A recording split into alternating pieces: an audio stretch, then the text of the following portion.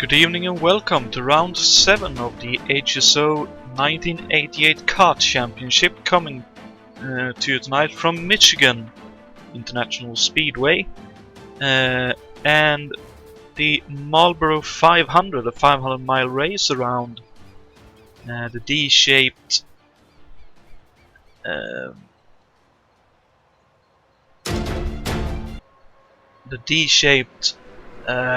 International Speedway. Sorry, I'm just trying to get everything figured out here. But yeah, welcome back to HSO and racing here. I believe this is the possibly final broadcast before our break. We may have one more broadcast after this. I actually don't have the exact knowledge of how the 73 Formula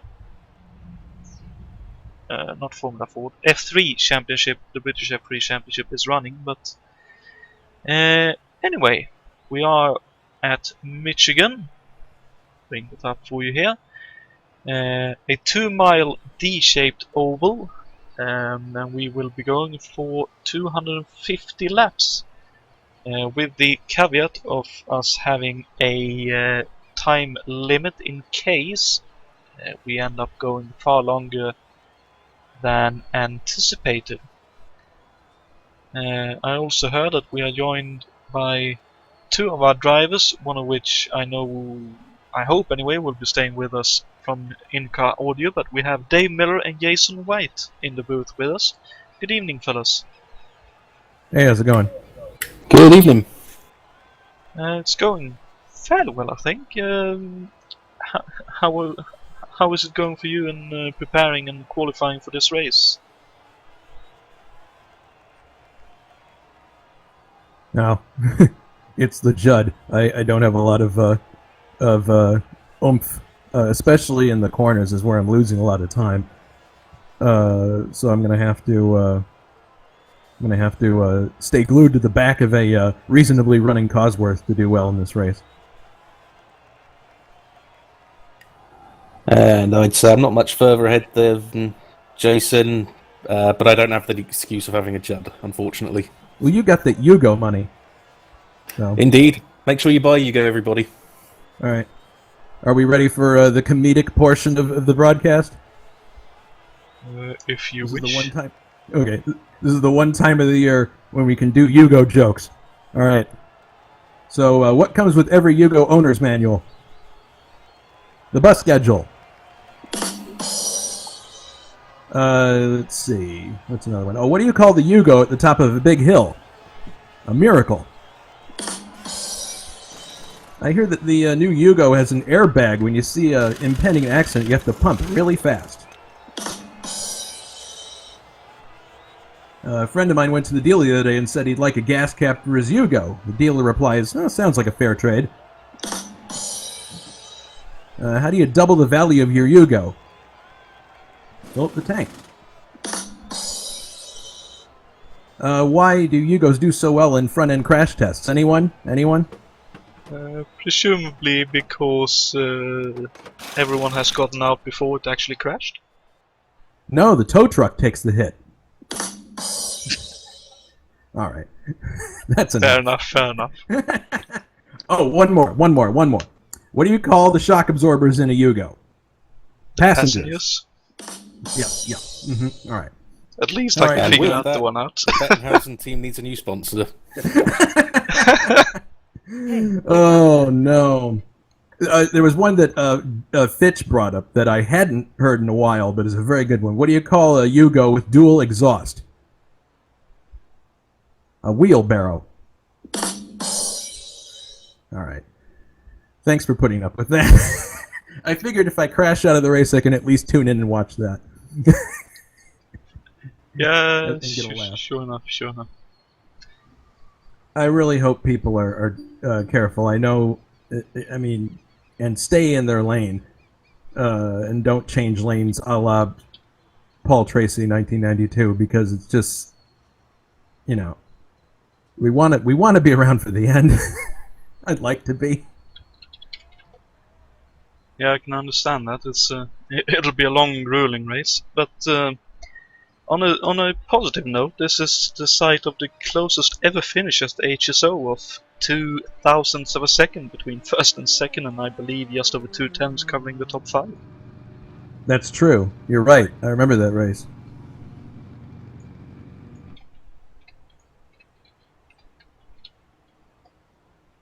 Well, I'm going to get situated in my car. David, good luck in the race. Thank you, and good luck for yourself as well. Yeah, and look out for that normally aspirated car. That's going to be the scary bit, I think. Well, looking at it, you're starting right behind me, so hopefully I can give you a decent tow. I'll just tack onto the back of you and so, all right. Catch you guys later. Oh, Jonathan, if you want to check in with me during the race, I have my own semi-permanent channel, so for the Amway team. So if you want comments from me, you can grab that. Okay. Yes. Yep. Okay. Cool. Later. User left your channel.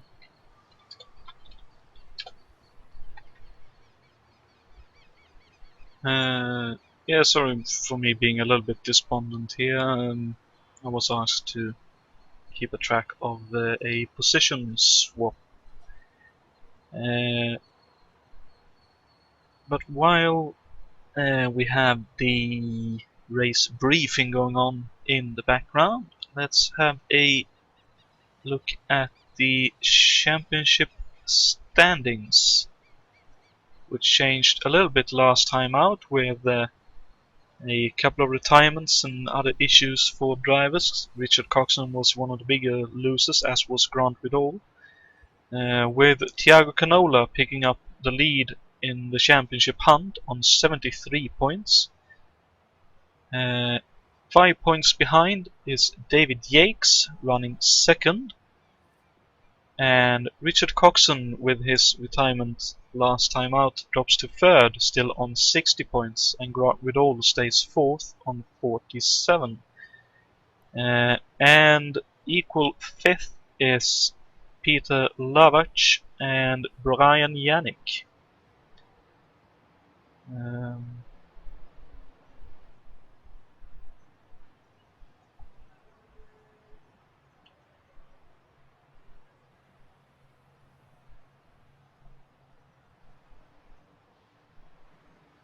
Hey, wake up.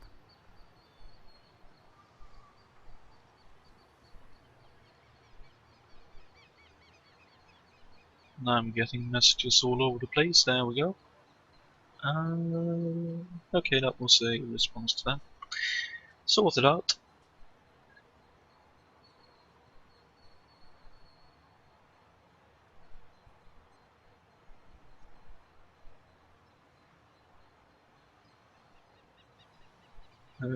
Hiya Barry Lynn, and it's not Peter, it's Dave in the booth.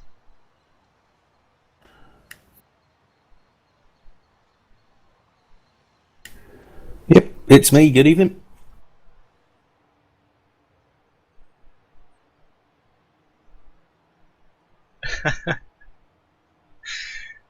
Good on you, Jason. Good on you. He said that Barry Lynn missed the jokes. Quote unquote, calling them jokes.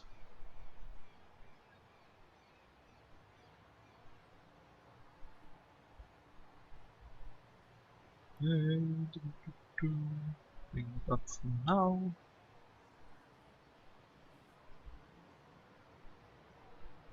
Okay, so we're about 5.5 minutes away from the race start. So I believe we are running just a few minutes late here. I suppose that's good for us. I hope everyone who are watching has enjoyed their day. Here in Sweden we've had pretty good weather. A little bit cold, but the sun has been out, so that's always good. And cold in the summer here is about 17. I think we've had about 17 or 18 degrees Celsius here. Or about, I believe that's about 60, 65, 70 Celsius. Not Celsius, Fahrenheit. For our American friends.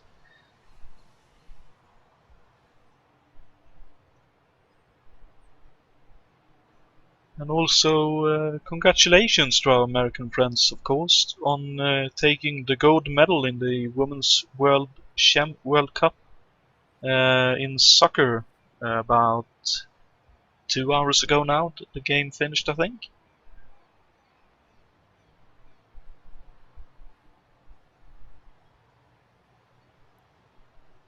And condolences to our English friends who ended up finishing 4th in the and out of the podium finishes in the World Cup.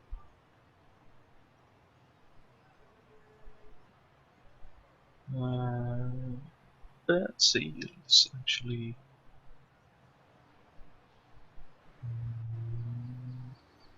just looking through the grid here, trying to see who we have that may be. Even though we have a couple, here we have one.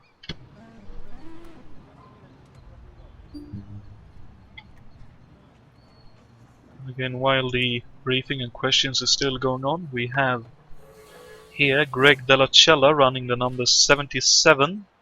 I believe he has picked that up for the rest of the season.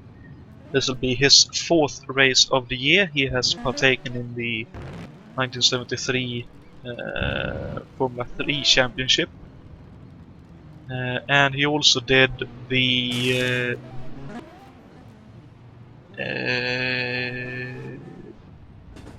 something bell when we raced at Riverside very early in this year using the Historics mod for R Factor.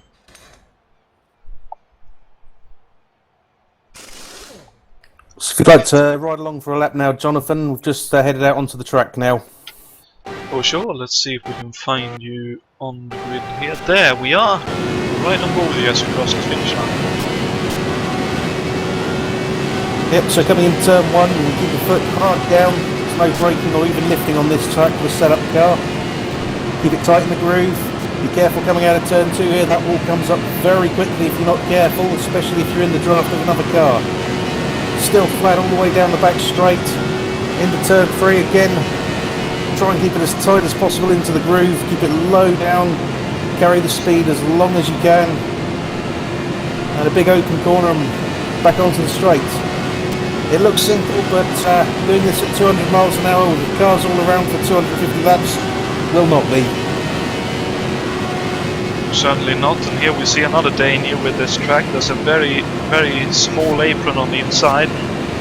Cars coming out of the pits will be a hassle for the cars out on the racing line. Indeed, it's one to be careful. The apron's very narrow, it's very slippery. And if you make a single mistake there, you'll be fired up into the racing line and into the traffic, which could potentially cause a lot of chaos.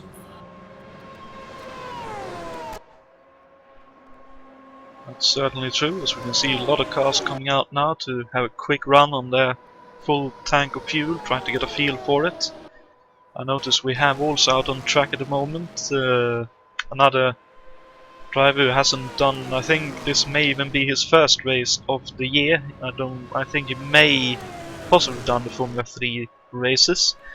But Lewis Stevens joins us.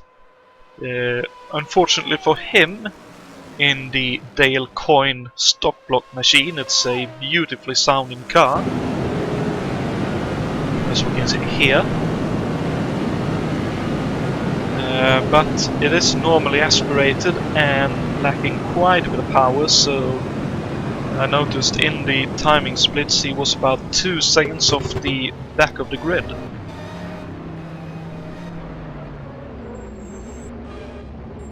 Which of course will be a big problem for him, considering it's only about 35 seconds a lap around this track, 34 maybe even for the very quick cars. in race trim.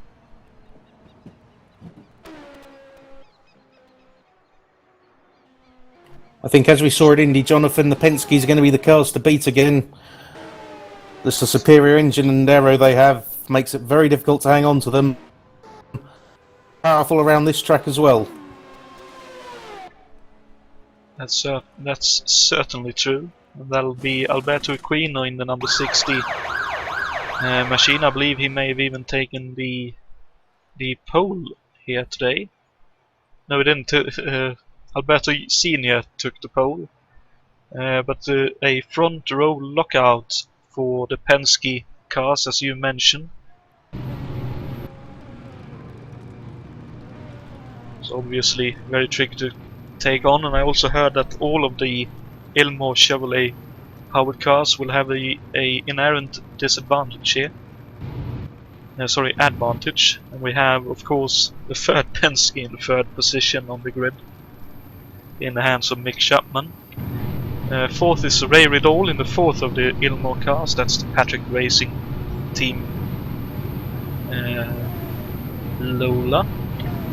Austin Johnson, fifth, I believe he also has one of the Ilmo engines, though I could be wrong on that one. David Saber is sixth in the Newman Haas entry. That is an Ilmo car for sure. Peter Lavach is seventh in possibly the first of the Cosses. Eighth on the grid will be Juha Bors in Gallus Racing. That's also a Ilmo powered car. Ninth will be Adam Hackman. Running out the top 10 is Richard Coxon in the quickest of the Yadds. 11th will be Jakob Fredriksson, with 12th for Thiago Canola, 13th for David Yates and 14th for Martin Asina, 15th for David Junt and 16th for Richard Willis in the Dick Simon car. 17th for Brian Yannick, back for some more after his fantastic Indianapolis and decent time last time out. Greg Dellacella 18th in his first entry of this series. 19th for Michael Griffiths, and rounding at the top 20 is Jason Fitch in the Skoal Bandit car. Gerard Rion is 21st, 22nd for our friend David Miller in the Bettenhausen Hugo sponsored car, 23rd for Jason White, 24th Jason White, Lewis Stevens lines up 25th, Raul Jereb 26th, 27th for Bruno Chacon, and 28th with a penalty to move to the back of the grid is Filippo Marazzi. As we are coming to the green flag, and the green flag is out and the race is underway. Oh, and there's a big stack up of cars. That's a big loss for, I believe that might be Jakob Fredriksson. As into the lead goes Thiago Canola. And let's see the whole field coming through. Looks like everyone has survived the opening bit, apart from the stacked up car, of course, that lost a lot of time. Trying to find out who that was, as we can see a few side-by-side actions. Oh, as Gerard Rion has spun to the inside, was able to rejoin safely. Oh, as Lewis Stevens scrapes the wall a little bit there. Coming to the end of lap 1. So he's currently hanging on to the tail of the field. Filippo Marazzi, Gerard Rion, Bruno Chacon. I was trying to find out, but I wonder if that was Peter Lavach, I think, who lost out actually in the number 11 machine. Let's move towards the front of the field where we can see a bit of a group forming here.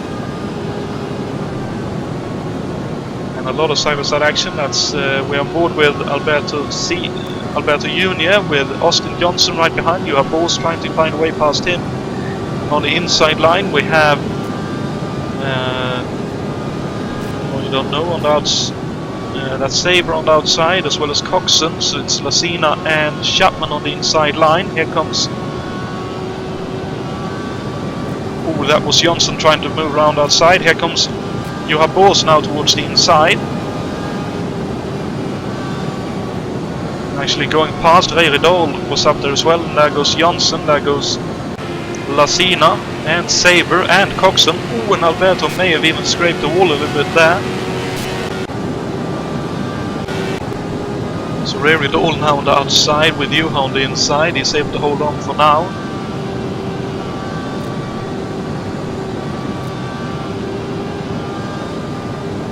Here comes Austin Johnson looking for a move up the inside. You have Bors coming up on the outside. One actually flies past maybe. Can actually move to the leader now, I think. Oops, wrong way. There we go. See here Tiago trying to hold on for now. He's doing a good job. Austin Johnson goes up the inside. Coxon trying to follow him through. Ray Doll in the middle. And there's Bors going around outside as well, along with Lasina. So Ray Doll drops 3 or 4 places in one turn there. And Sabre on the inside trying to get by. He has to drop back. There goes Johnson and Bors. I believe Bors may have actually been able to take the lead there. So we have a group of about 11 cars for the lead at the moment. Then there's a bit of a gap back to the next group of cars. Unfortunately for Lewis Stevens, he's dropped to the back, as has Greg Della Cella. And of course Lewis Stevens, that was somewhat expected because of the car he's in. There we go, now it's Austin Johnson in the lead with Alberto Ibanez right behind him. Actually breaking on the... Ooh, and there's a bit of a stack up there going into the turn. Ray Riddle, David Sabre loses out. David Sabre especially actually made a little bit of contact, I think, with the rear of Ray's car.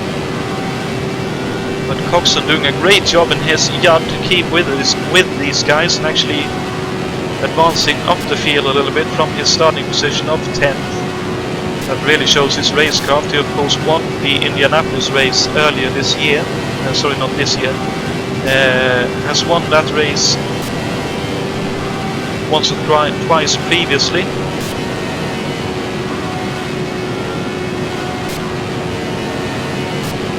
You can see here once Johnson is in clean air, he is able to hold on pretty well for now anyway.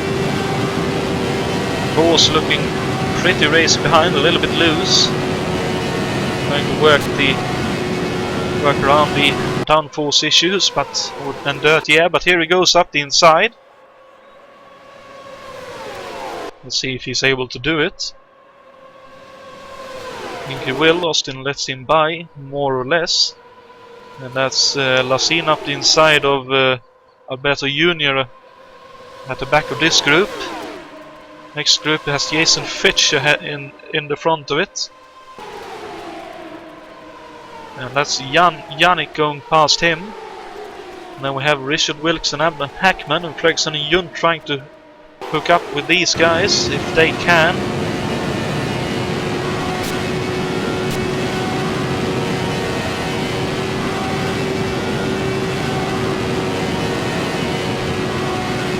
Of course, with this being a speedway, technically a super speedway because of the speeds they are achieving. Working together is definitely the best way to go, so looks like both Fredrickson and Jun knows that. They are definitely catching up to the pack up front here.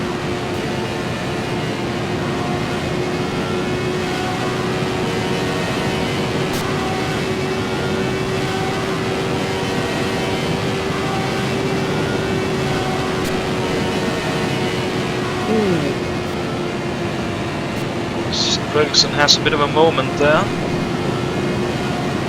Got a little bit loose in the dirty air. Jun actually drops back. I don't know if he feels comfortable running behind him or if he just wants to run there to save a little bit of fuel now that they've caught up to the group. But anyway, he lets Ferguson continue on his way.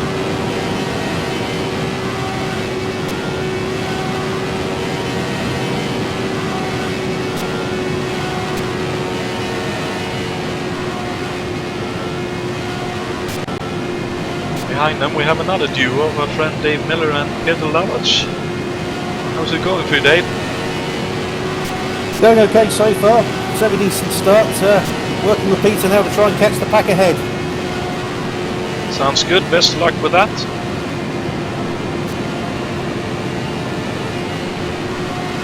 It's good that Peter Lavage is wanting to do the same.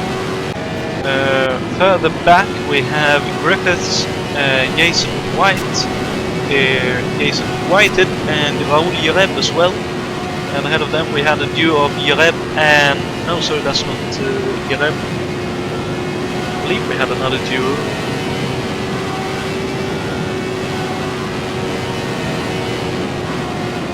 Ahead, I'm just waiting. Ooh, as all four runs a little wide there.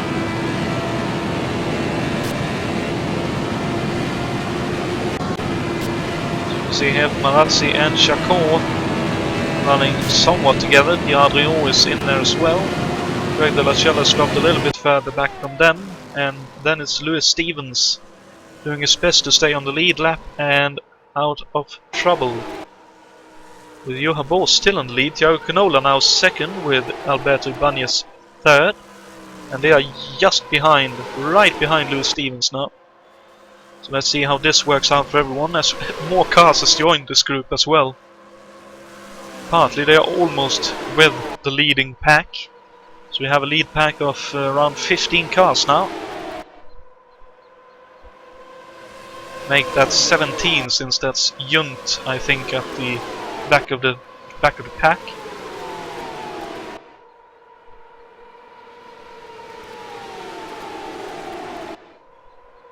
So I'm just trying to find that's Lewis Stevens running right around outside. Very nicely done, getting out of the way of the quicker cars.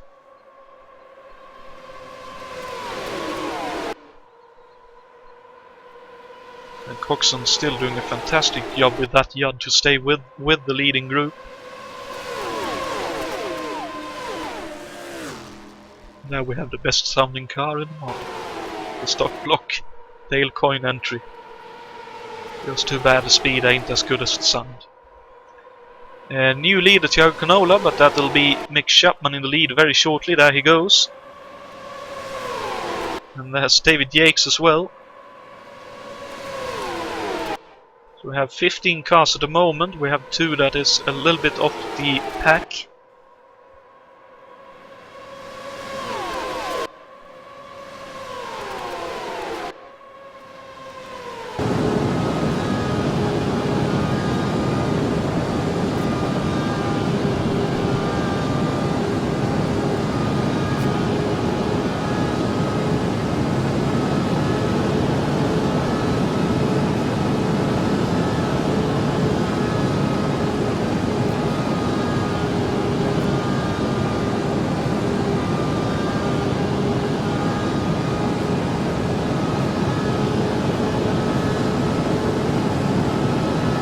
To answer that question, sorry I didn't see it earlier. Sweden finished third in the Women's World Cup. Second was the Netherlands. First USA and fourth England.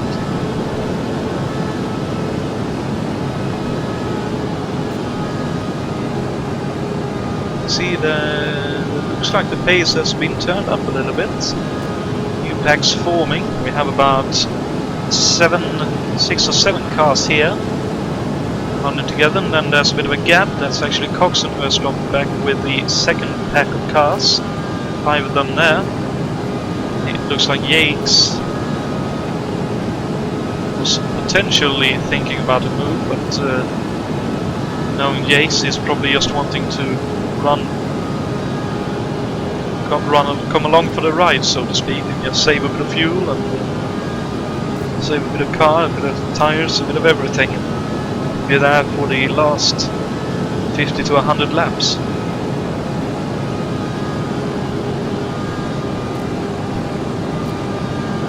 It's a great job also by everyone so far. Not a single yellow in 20 laps, which is great to see after Indianapolis, where we had a few yellows. We had a good low count of yellows last time out as well. A couple too many maybe, but definitely looking good so far.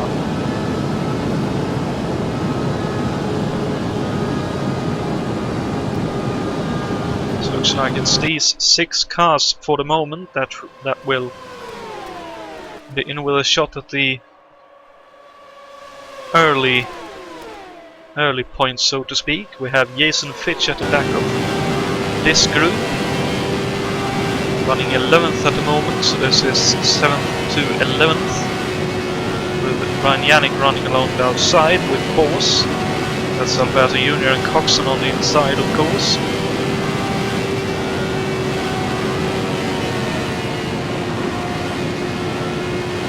A few of these guys are a bit too racy for their own good. They should be working together to catch the 6 cars, like the 5 cars in front now. Looks like one of them has dropped off a little bit. Oh, it's unfortunate that we have a yellow. Oh, it's David Saber actually off the road. Looks like he is the only one actually off the road at the moment. We'll see if we can find out what happened. He's right down the inside. I wonder if... Oh, dearie me! Yeah, I don't think he saw the 2 of the cars on the outside.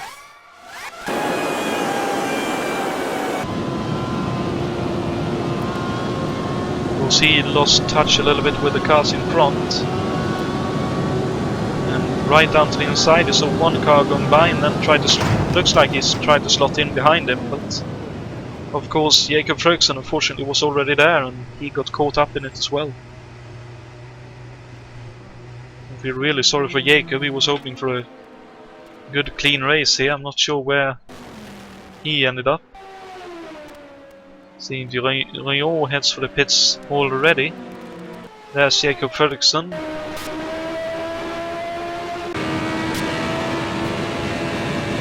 Just trying to see. Looks like he may have a... Okay, so he definitely has some damage. He's struggling to make the turns at all.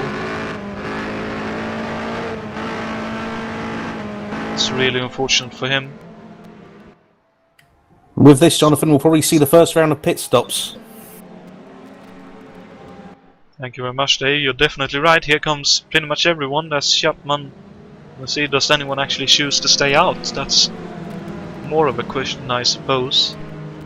Looks like Lewis Stevens will stay out to try and gain the lap back. Well, I only had 7 laps of fuel left, so... Well, the normally aspirated car actually has quite a low fuel usage, so I think he'll make it. Oh, as Alberto Senior actually lost out a lot right there. Ooh, a little bit close on the pit exit. Alberto Jr. trying to sneak out of his pits to stall behind Alberto Senior. Alberto Ibanez losing a lot of time here, as will of course David Saber and Jakob Fredriksson do. Could be worse, you could miss your pit box. As I may have just done. Oh dear.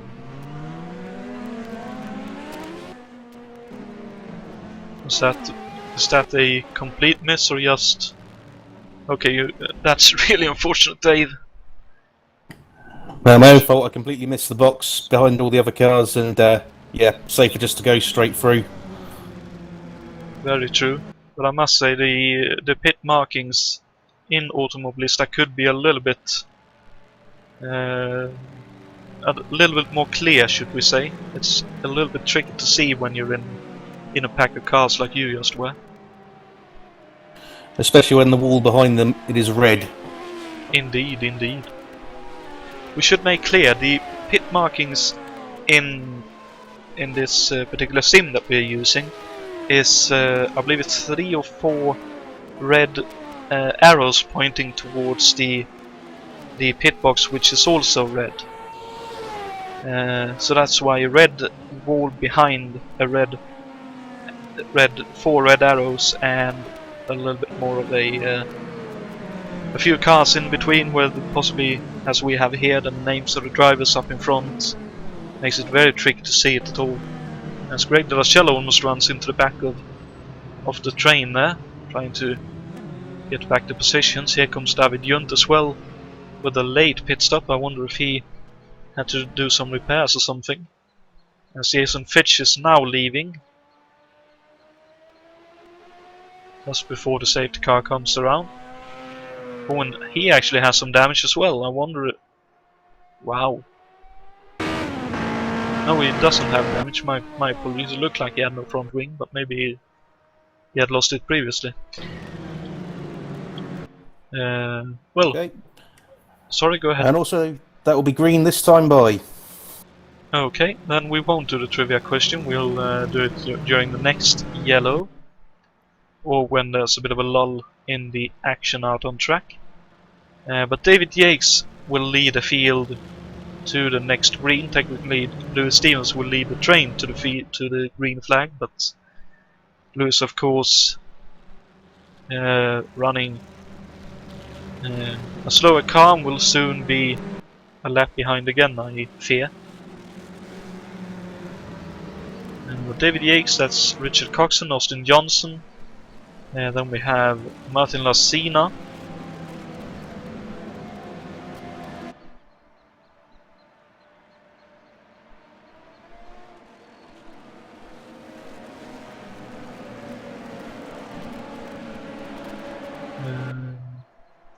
Thiago Canola, Mick Chapman, Juha Bors, Brian Yannick Hackman, and Equino rounds out the top 10, going towards the green flag. As the green flag is out, and we are underway again. And Lewis Stevens very sportingly moves to the outside line. That's the faster cars through.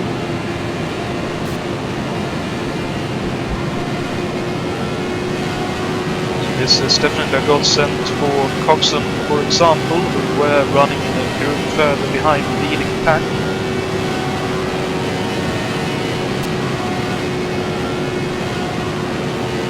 One of the biggest losers, of course, are Alberto Ibanez and, unfortunately, New Day, but hopefully you will have a good green flag run here and get further up the field. You see now side by side the teammates of Lassina and Canola. Sorry, go ahead. I say indeed it is a long race. It certainly is. As we can see, unfortunately, Sabre and Ferguson 4 laps behind. Just have a quick look. They are both still in the pits for repairs. Oh, as we unfortunately have another yellow. Looks like it happened just going on to the start-finish front straight. Oh, as it's Jason Whitehead having lost a front wheel, and Richard Wilkes is off as well, and he's out immediately. Let's see, Jason Whitehead going to 24th. He was up behind. Ooh, that was actually Richard Wilkes having a moment of some description. Not sure. Let's jump on board with him here. Let's see. I noticed. I think someone is up the inside. Ooh, looks like the car just twitched on him and he was unable to catch it. Span and came down across the track, and unfortunately Jason Whitehead had nowhere to go. And there was contact, and that's Richard Wilkes out. Jason Whitehead came into the pits, wanted to do repairs, but it has run straight through on 3 wheels. We'll be careful into this turn.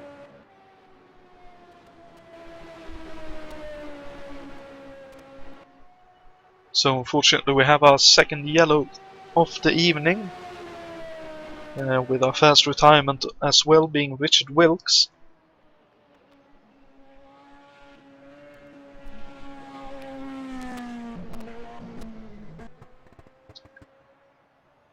But while we have the yellow out, let's have a look at the trivia question, so that you have something to ponder for the next 170 odd laps, I'd assume, at least for the next 120 laps. So the question is, which driver won 2 races in his kart career, with both wins coming at the Marlboro 500, the event here at... Oh, we are already back to green, oh dear me. And that's a very quick yellow, so let's get the action back on screen. I thought it would be a longer yellow, so my apologies.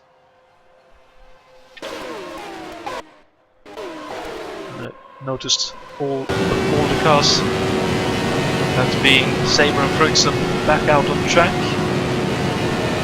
But David Yates led the field back to green again. Pierre Canola, I believe, moved up from 3rd or 4th to 2nd on the restart. There's Lacina looking for an outside run. Coxon trying to do a bit of a cutback to get back into the quicker air. Here comes Canola running up right behind David Yates. Here comes Coxon up the inside. He wants to be 2nd behind the leader in case something happens. Muscles his way up past. Canola moves out of the way and loses another 2, 3, maybe even 4 positions here. As he is finally able to slot in behind. Back in the pack. Ooh, and there's almost contact between him and is that Juha Boos, I think. Now him and Lacina, the teammates, again side by side.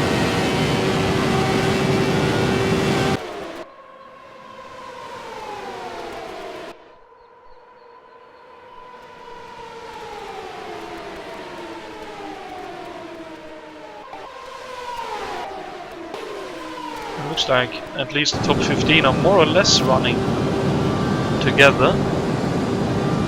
So let's jump on board with Alberto Juni here for a moment, see how he's getting along in one of the 3 Penske cars in this race.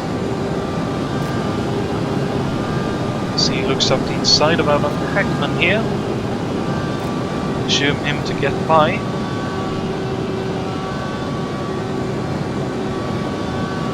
That's a secure position.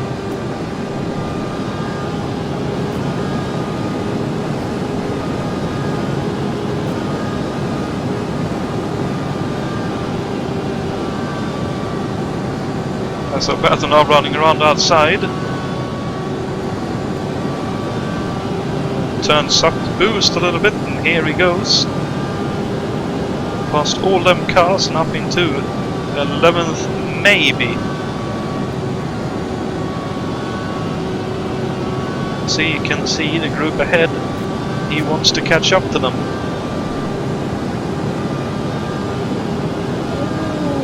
Went down on the apron up ahead. I believe it was Alberto Senior and down on the apron going into turn 1. That will have been a heart and mouth moment for him.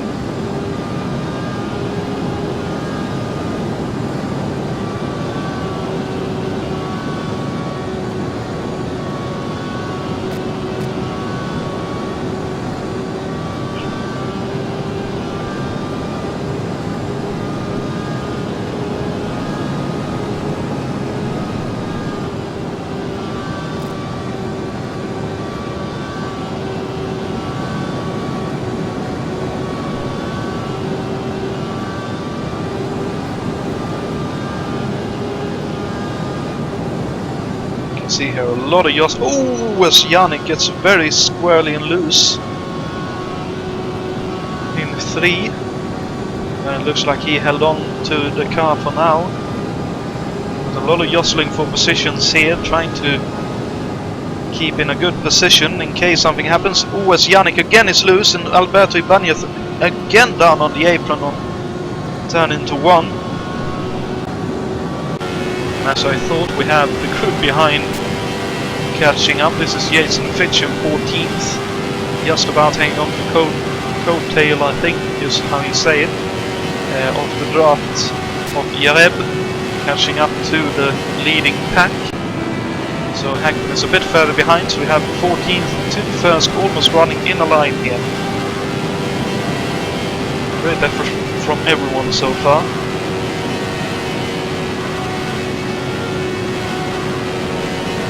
A bit further behind Brion and Marazzi swapping positions, and Dave as well in there. Let's actually jump back here and see what's what. As Dave there goes up the inside of Gerard Brion, takes 19th.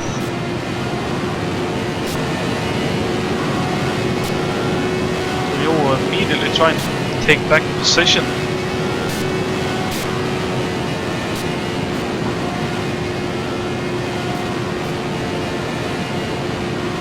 Fortunately for them, no one in this group looks to be wanting. At least two of the guys in the group doesn't. Okay, Filippo actually backs off, so it looks like Filippo wants to work along with Dave to catch up. I'm not sure Rio wants to work with anyone. Looks like he wants to fight for positions. Here goes Filippo though, trying around outside.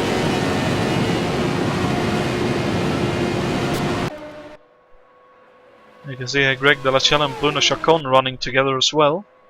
So with Cosworth and the Porsche-powered March. And then we have Lewis Stevens, now a full lap behind everyone on the lead lap. I think Dave is at least 3 laps off the lead indeed. You can see here Jason White is still in the pits for repairs. And Ray Riddle has now taken the lead of this race. We have, I think that's 11 cars currently in the leading group. Davachvich and Yareb will be trying to catch up to the cars in front.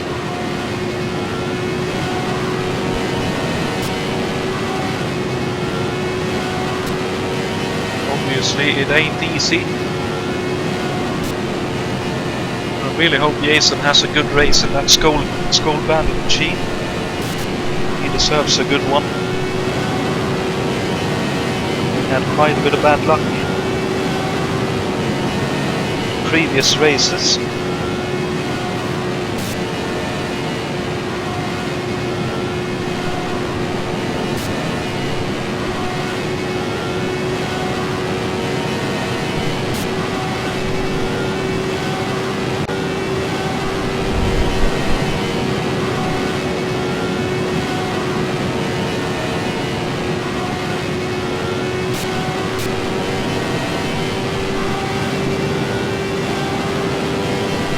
There we have a slow Lewis Stevens again on the outside line, letting the faster cars through. Again, very sporting of him to do that. Of course, he knows that he won't take points on outrunning pace, but if he can stay out of trouble and keep running, he will surely be in with a good shot at picking up a few points here.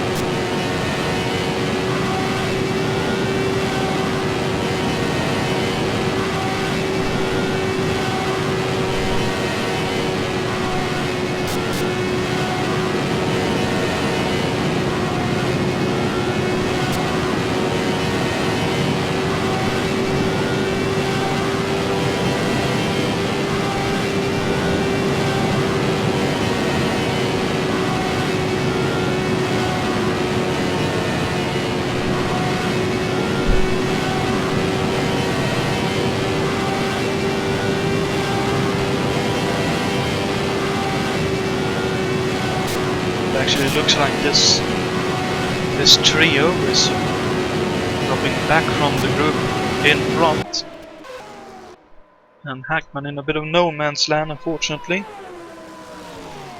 with David Junt slightly likewise in no man's land. Then we have Marazzi and Dave Miller still running together on track, 17th and 18th. And a little bit further back behind them we had Rio and Jason White. Of course also running one of the Yuds. We can see that he is struggling for pace around this track, where power and overall top speed is the way to gain positions and time, both of which the Yud is lacking just a tiny bit off. We can actually see here. Oh, sorry, that wasn't.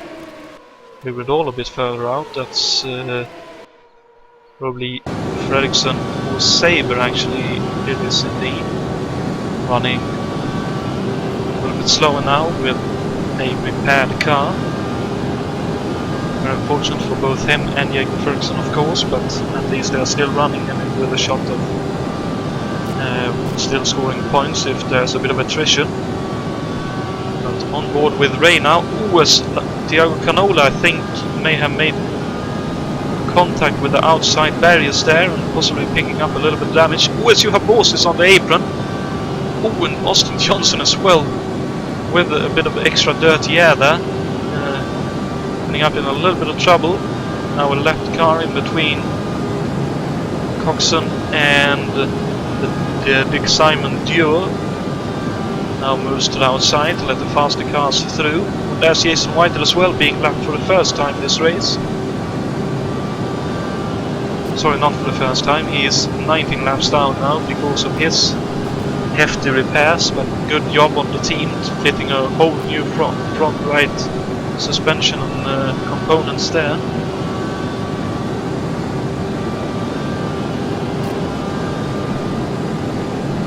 Oh, and unfortunately we have another yellow. Oh, it's Michael Griffiths, unfortunately, off the road. I'm not sure how that transpired. Oh, it's Lewis Stevens up ahead. Oh, just a big speed differential. So Griffiths got caught out by that, I think. So let's have a quick ride on board with him, see what's what. Stevens taking the slight inside line. Griffiths very much quicker, but not able to get out of the dirty air, and unfortunately knocked his rear wing off in that incident. But at least stayed off the inside barrier, so hopefully not too much damage to his car. Oh, he's actually out! Really bad luck for Michael. He was having a good race up until that point.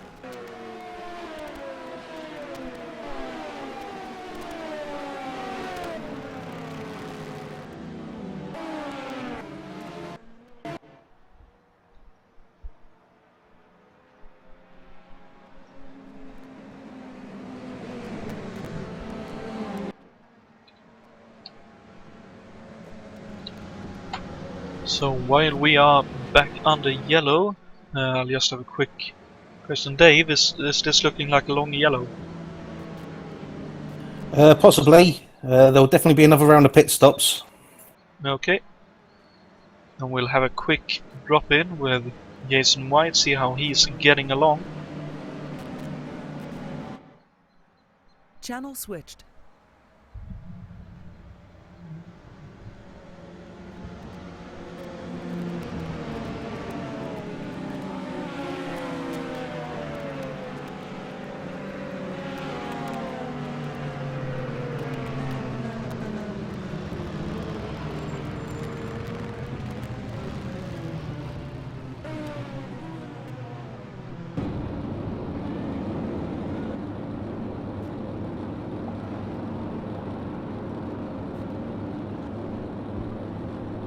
Evening again, Jason. How is the track treating you and your Can you poor wait John? until this pit stop is done, please? Sure thing.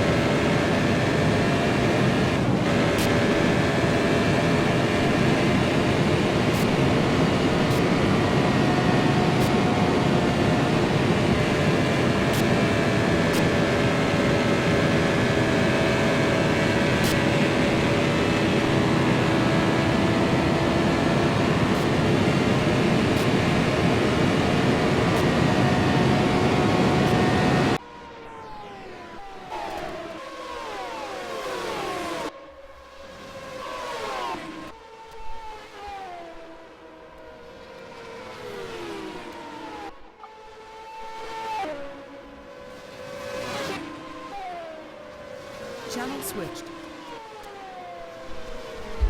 So apologies to Jason for that. I thought the yellow would be longer. Looked like a decent pit stop for him, even though he was a little bit slow into his pit box, but hopefully there were no major issues other than a bit of time to get into his pit stall. Unfortunately for him, he's dropped quite a bit back from the pack due to the way the pit stops work. I noticed that you gained a couple of positions, Dave. Made up 2 in the pits, just lost one of them, but we're making progress.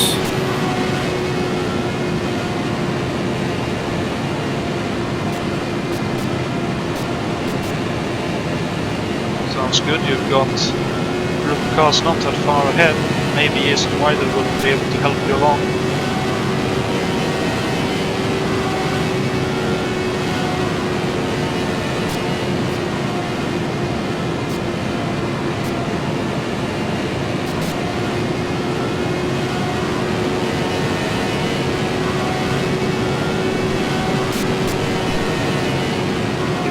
Pace enough. Let's look up the front of the grid. I noticed Alberto Ibanez has dropped away with a bit of a lead, but here we're in a big pack from 12th up to 2nd. Fighting it out to try and catch up to Alberto while swapping positions and getting into as good a position as they can in the pack.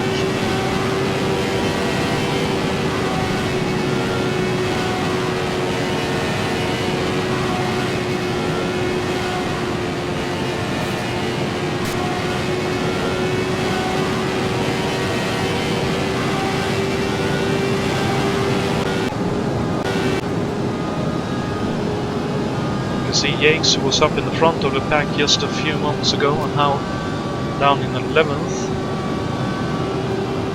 Ooh! Now we can see Jared waving a little bit. Weaving a little bit down the back straight. Oh, and there's a lot of dirty air for him. Jura tries to move. Ooh! Move down. Raul chops him off a little bit. Now a moment of an opportunity for Juha to sneak up the inside to 11th, putting Raul back to 12th.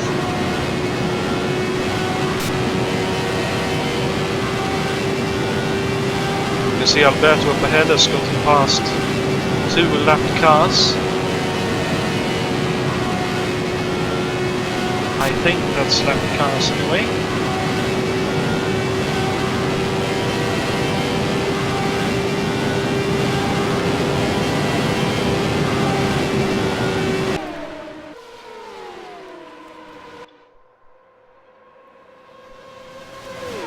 It's indeed lapped cars. That's Fredriksson and Saber again running together. Ooh, as Jason Fitch I think made contact with outside barriers there. And there's a big gap behind Dave Miller and Mick Chapman.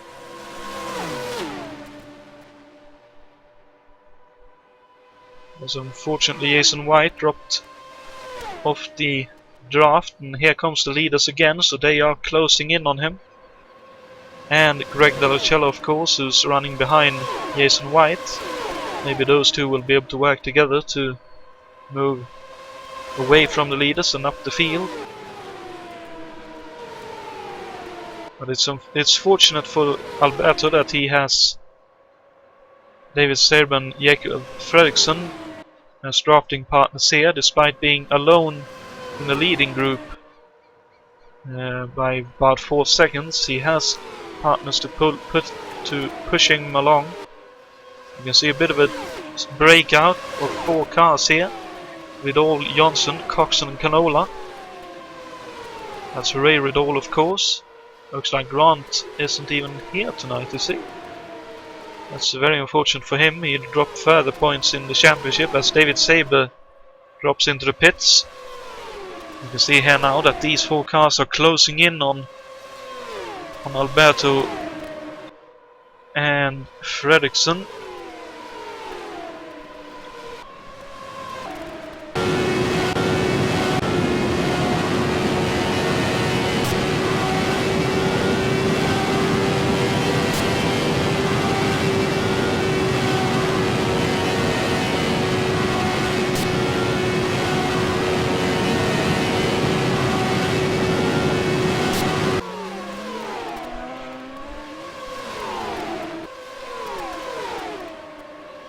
That was indeed Saber pulling out of the pits and getting a little bit close on the exit, but I think he was okay.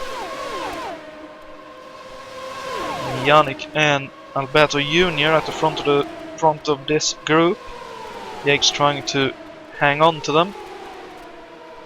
I believe that's Lacina with a bit of a moment. Goes back to the back of this group.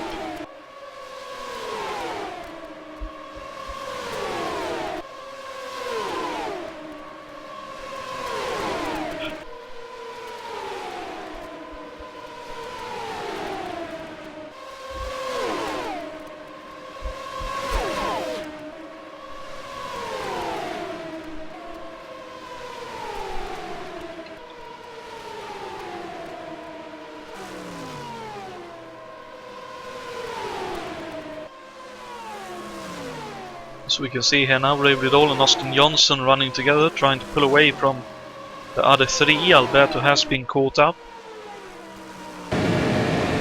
Let's ride on board with the Yud for a moment here. Richard Coxon in 5th at the moment, trying to hang on to these 4 cars in front. So we have the Dale Coyne entry, the stock block of Lewis Stevens moving towards the outside. Alberto gets slightly boxed in.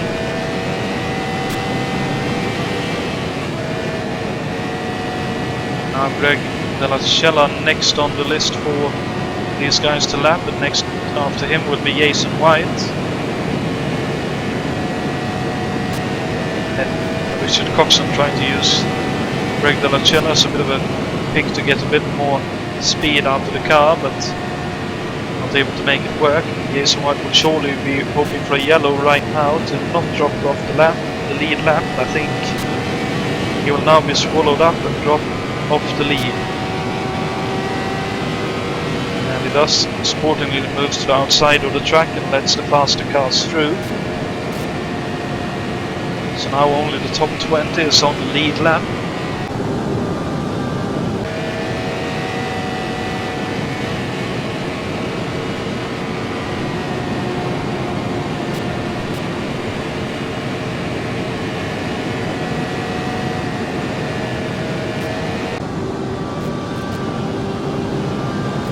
It actually looks like the one struggling the most to actually keep up with the group is Alberto, who I'd expect to be one of the guys with the easiest time to keep up. So I'm wondering if he is carrying just a little bit of damage here.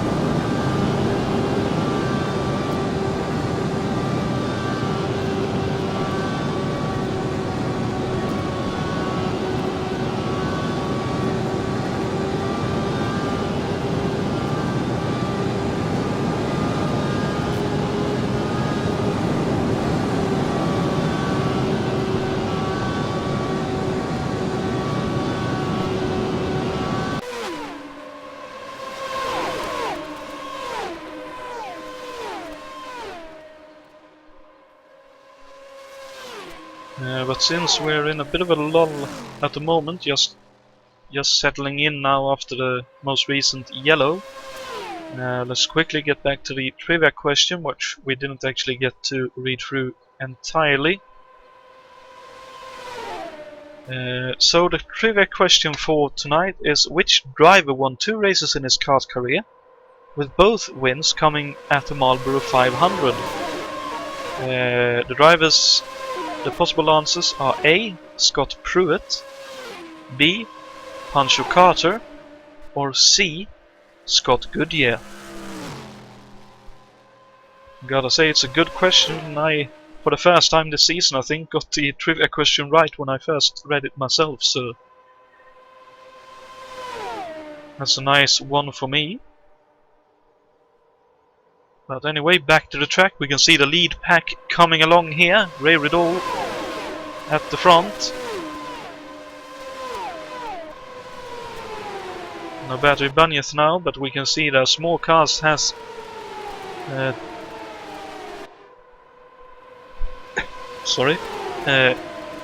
tagged along for the draft here. With Raul Jureb in 8th. Most recent want to join the leading pack.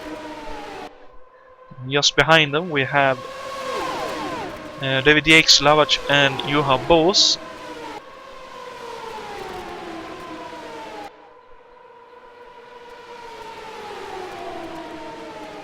So David Yates clearly lost out quite a bit in the most recent pit stop.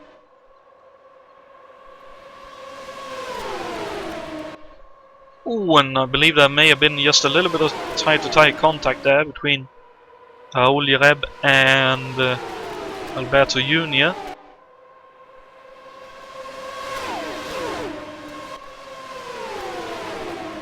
And it honestly doesn't look like the Penske's are working much together at the moment. Of course, the Penske's worked very well together at Indianapolis, scoring a first, and I believe Alberto Junior took second there.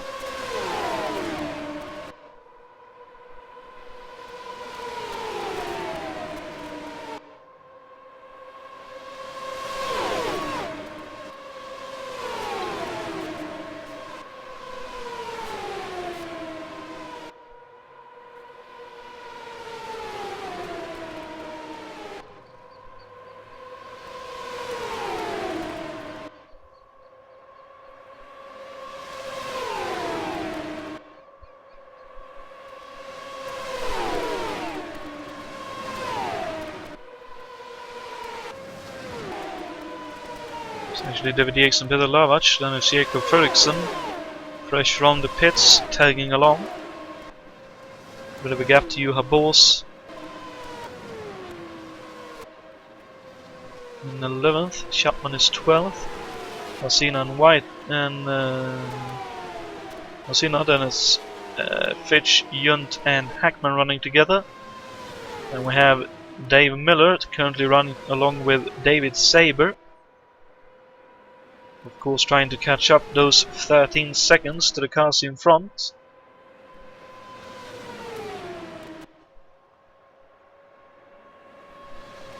I don't know if there's black flags if you have too much of a blue flag in oval racing, but if I were the tactician in these two teams, I would tell Saber to go up ahead. It looks like both of them actually tagged the wall a little bit there, so I'll stop talking about both of them and move away. Oh, yes, we have someone hit the wall! Oh no, it's Alberto Junior!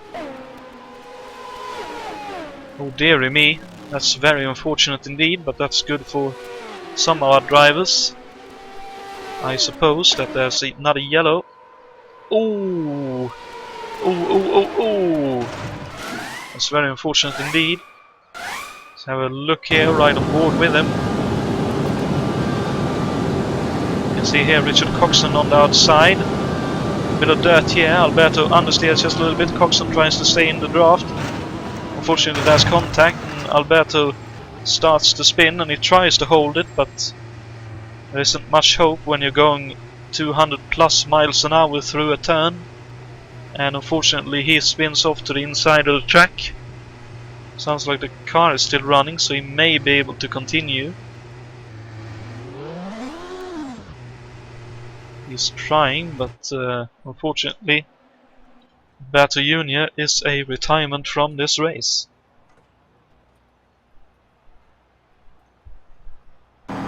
Really bad luck for him. Indeed, with the Penske power there, he was probably one of the favourites for this.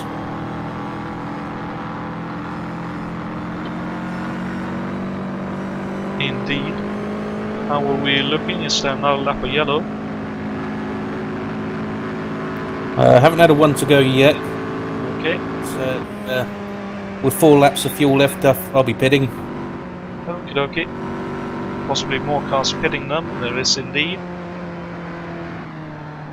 So Jason White actually stays out, so let's jump down and see if he's in a better position to talk this time around. Channel switched.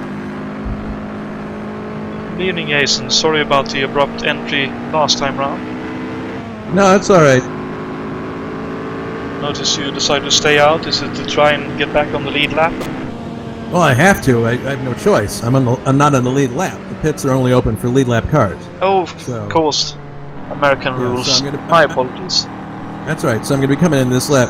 I gotta say, barring a few crazy things that happened on the opening laps, people are being pretty respectful out here. It's not nearly as hairy as I thought it would be. Of course, now that I've said that, You're But, likely to run into something like that, yeah. yeah. Now the Amway Life Cycle Lola Judd is doing okay. It's just we're just down on power for this particular race, but we'll hang in there and hopefully we'll be around when the thing's over. But thanks again for broadcasting, and I'm gonna head into pits now. So I'll catch you later. Cheers and good luck for the rest of the race, and I hope you're able to stay on the lead lap, get back on the lead lap, and run for some good points here.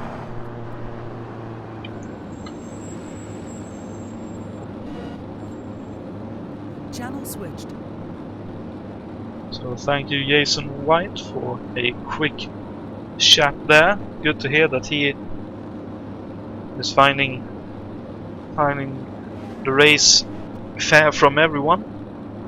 Just really unfortunate for him that the last yellow came out and that it was a short one, and he ended up way back out of the drafting range and dropped off the lead lap. But again, hopefully he'll be able to make something work from all of that. And I'd assume another happy bunny at the moment is you, Dave, back in drafting range with a pack in front. Definitely. I dropped out of range for a few laps on the last stint and it hurt. I lost seconds a lap, lost it sometimes. Wow, that's a lot of time to drop. Okay, so I assume it's green flag this time by. The safety car is indeed heading into the pits, so we're going back to green. There we go, the green flag is out. Looks like there's a lot of jostling for position up ahead, almost 4 wide.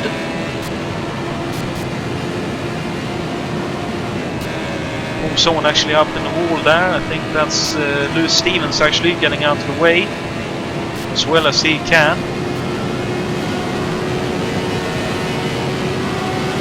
Now Dave and the Hugo just peeking up the inside of Chapman, but I don't think that Ilmor Chevrolet will allow Dave's Coxon to pull past. Here comes, I believe that's Ray Riddle in the Marlboro. It is indeed. So Ray actually dropped a little bit of time here, but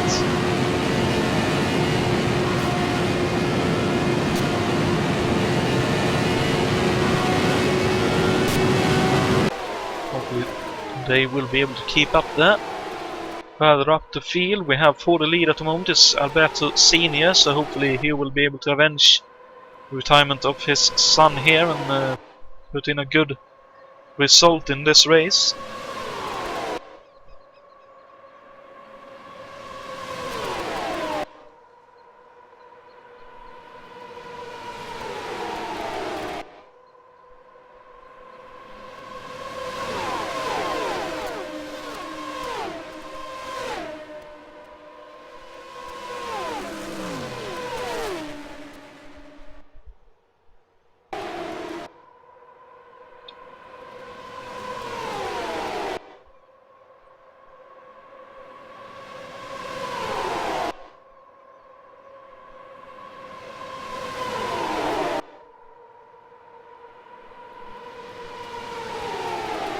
David Yates now in the lead. Oh, and there's a big jump out for Mick Chapman there.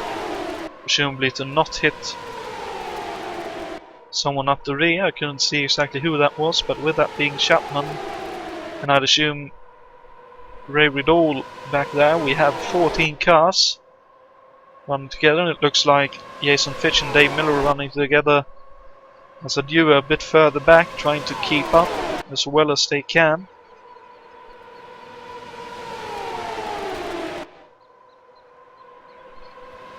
You see here the big pack of 14 cars. There's Fitch and Miller, then it's Marazzi and I'd assume that's Rion And then we have, unfortunately, all the lapped cars behind most of the other drivers.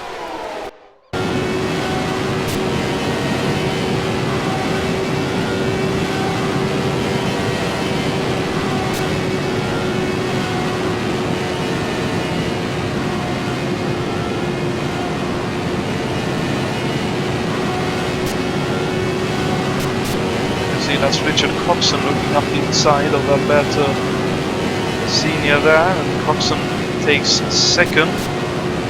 So again, he wants to run with the leader as the second place car as much as he can. That's clearly his tactic for this race. Oh, and he actually goes up outside. Does he actually want to take the lead for a moment here? It looks like he's at least trying. Oh, they're getting very close together there. Oh, and now Coxon getting a push from Alberto. He's actually clear in the lead for the time being. But of course that Yad will be in trouble now that he's out in front. You can see that here. It's David Yates poking his nose up underneath Coxon's car, trying to make it go a little bit quicker. A typical, what you would call in NASCAR, a bump draft, which are usually disallowed in online races because of the dangers it poses, but here we trust in the fairness of the drivers and allow it, as far as I'm aware anyway. That's certainly one of those, how close do you want it?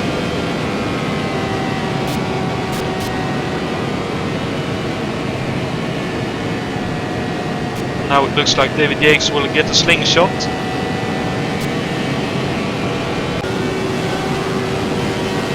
And a fairly easy pass for him there.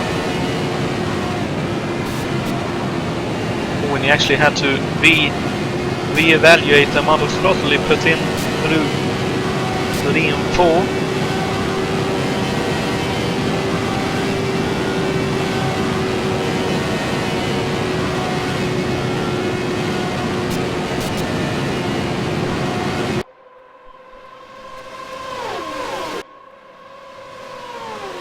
Lead pack still 14 cars strong, although the top 3 has a small breakaway at the moment. But by small, it's about 4/10, I'd wager.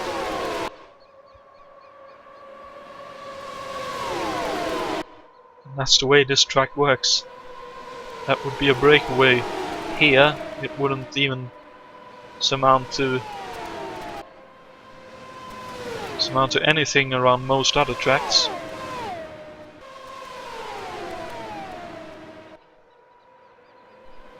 You see here Marazzi and Rion still running together. No, actually that's Lacina, so that's Rion.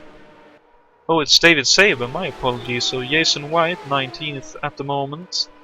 He has Bruno Chacon a little bit further back, and Greg De La Cella, Louis Stevens several laps down. Well, several.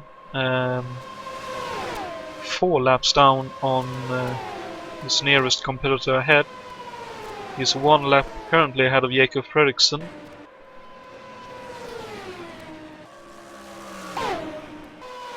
Jason White is still running as well. Unfortunately, 20 laps currently behind the leader. Now retirements, of course, are Alberto Equino, Michael Griffiths and Richard Wilkes. That's now Alberto Ibanez in the lead, Coxon second, Yates third, Johnson fourth. And we have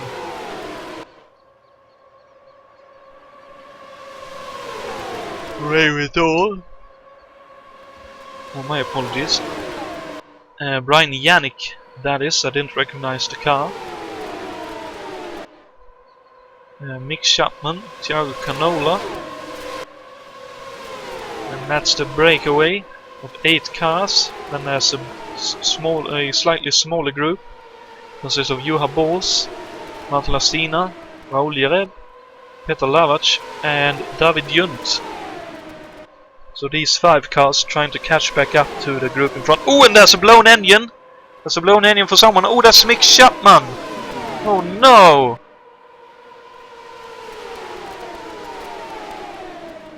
Oh dearie me. That's one Ilmo Chevrolet out of the race. Unfortunately, it's a barbecue. And not the kind of barbecue they wanted. With a bit of luck we will avoid a yellow here. Looks like we have. Great job by Mick to make sure we didn't have a yellow, but really bad luck for him. He was having a good run. As Greg De La Cella makes his way up into 19th, past Jason White for now. Will be 18th in about half a lapse to a lapse time. So now it's 12 cars in the leading pack. I believe they are more or less together again. They are indeed.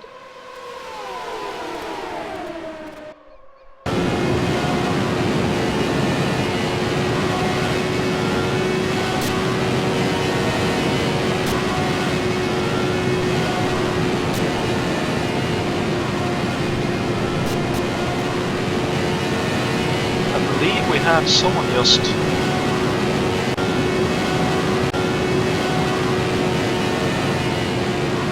okay, so someone had a bit of a into a drop of some kind, but they are back in place.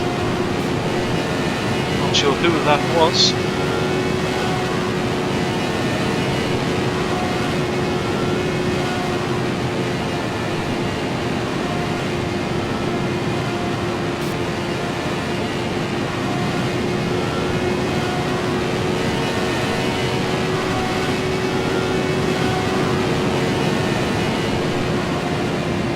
Looks like Alberto Ibanez again has pulled away a bit of a gap. It's about a second.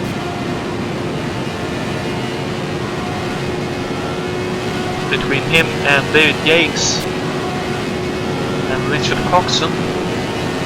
Oh! And looks like, not sure who that was, but someone is out and wide.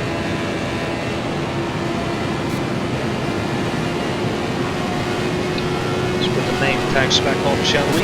My apologies, I wanted them off so that we can see the camera a little bit better. Let's see, who is that constantly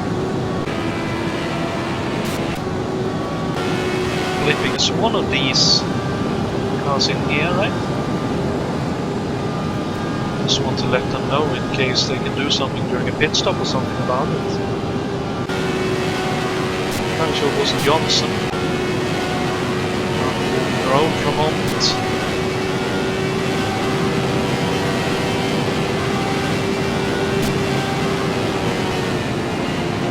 He tries to go up the inside of Peter Lavac.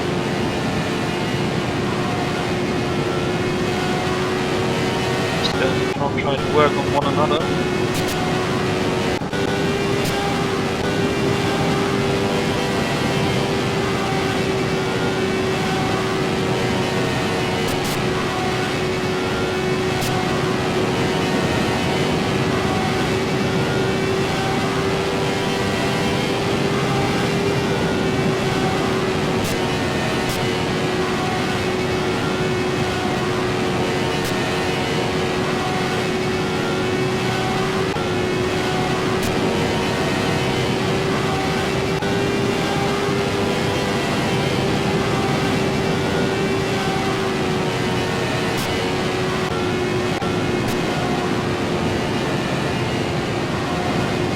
There's a bit of contact there between possibly Johnson and Lasina.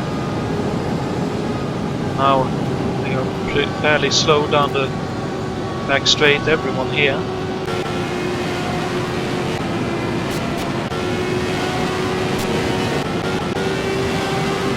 Yannick and Lavac. Oh, and Austin up the inside. Ooh! Very close call, and Lasina goes around outside of Austin there. Raul with a, I'd assume, a blown engine, unfortunately. Looks like he does, and that's unfortunately a yellow for us. Sounded like his engine was giving up the ghost right there. Maybe not. Okay, actually I say only, but he actually had a bit of a spin there. Oh, looks like there's possibly contact between him and Ray Riddle here. Let's see if that's the case. Austin Johnson up ahead. Ray Riddle is up a little bit wide, cuts back, and Raoul in the wrong place at the wrong time. Unfortunately thought the door was open, but he did a great job keeping it off the wall. Fantastic recovery from Raoul there from that spin. Of course, we saw earlier Alberto Equino being unable to stay off the wall, but Raoul did a great job staying off the wall and is able to keep going. I'd assume we will now see some further pit stops for those wanting to make use of the opportunity. Indeed we shall. Down to 7 laps of fuel, so we'll be coming in. Okie dokie, thank you, Dave. And also a slight wing adjustment, just to try and get a little bit more speed. Sounds like a good plan to me. Definitely looked like you were struggling a little bit for pace, as we can see all the lead cars by the looks of things, so everyone on the lead lap heading into the pits. Let's have a quick look, see if Jason White is the first one staying out on track. He is indeed.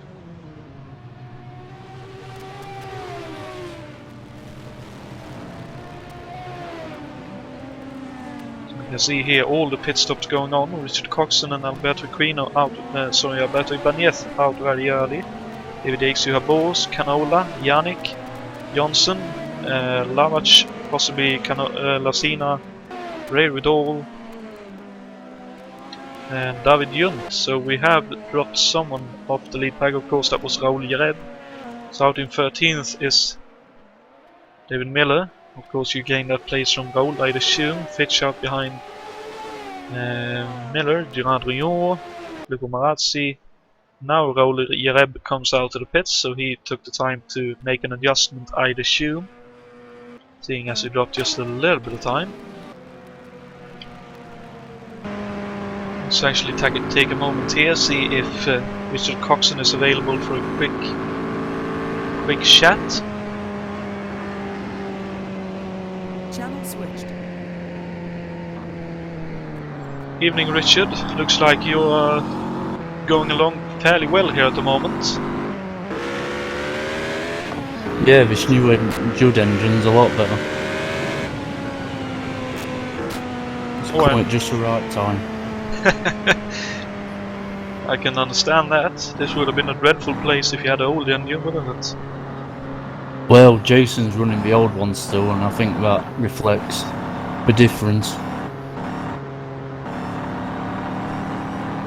I believe you are probably right.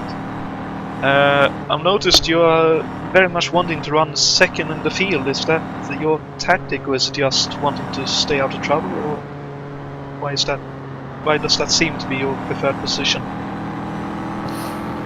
Just stay behind the car and save fuel.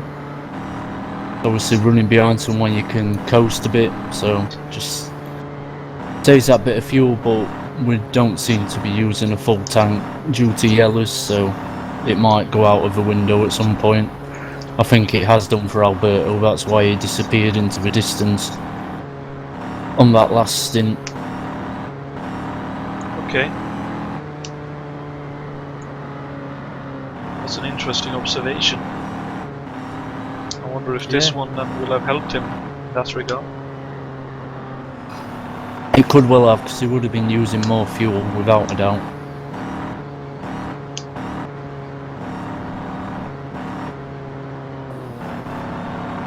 Yeah, looking at the rest of the race here, about 140 laps left. What's the plan? Just stay out of trouble and pick up whatever points you can, or do you have higher aspirations? Just try and beat Thiago. That's my only goal. He's ahead of me in the championship, so if I beat him, it's clawing points back on him. So that's my goal. looks like a very good plan. I'd assume we're going back to green this time now, so best of luck for the rest of the race, and we'll see if we chat again, but if not, then best of luck. Thank you. Channel switched. So that's Richard Coxon, doing his best to stay out of trouble and stay with the leading car, since Alberto wanted to go early, but looks like Lewis Stevens, who I believe is at the front, didn't. Oh, and there's a bit of a jump there for cars going a bit quicker than the leading duo. At least it looked like a bit of a jump, but it could have just been they had a better timing for the green flag. Coxon immediately looking up the inside, but backs out.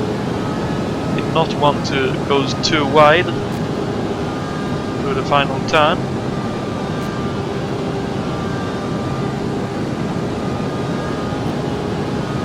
That could possibly hurt Coxon a little bit. So I believe Alberto changed gear there. I wonder if he changed up or down. Okay, that's the car. It's Yannick for Canola who's having a little bit of internet issues.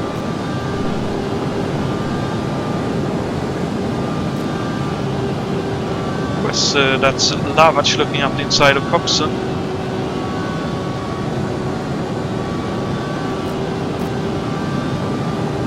Here goes David Yates up the inside. Goes past, and Alberto should be able to slot in behind again. And he does.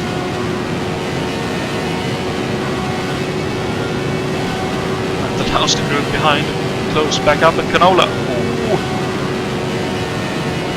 Like past two cars there. Ooh, and there's possibly a little bit of contact behind the next group. They were too wide there. So we now have 17 cars on the lead lap.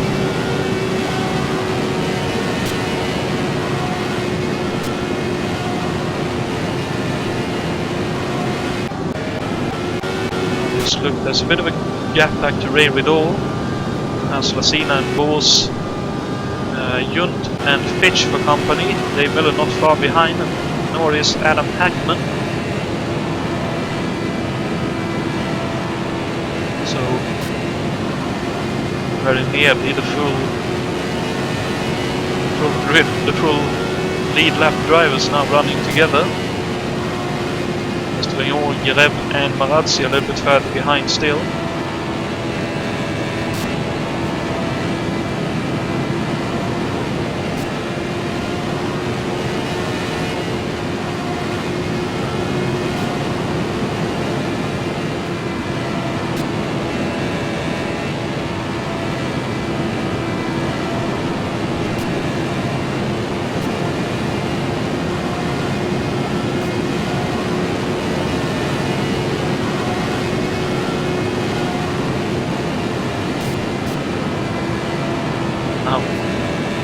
Too wide here. Miller drops back one position.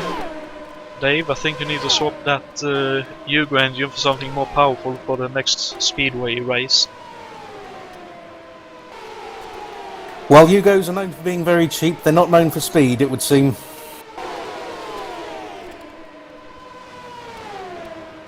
Well, you're still braking 200 miles an hour, so it's not incredibly slow, it's just not as quick as some of the others. Still a good Without turn. my cause, I think if I could hold the draft better. Ooh, getting really close to the wall. I'll let you get back to concentrating on the race. Good job so far. So David Junt to the back of the leading group right now. In 12th.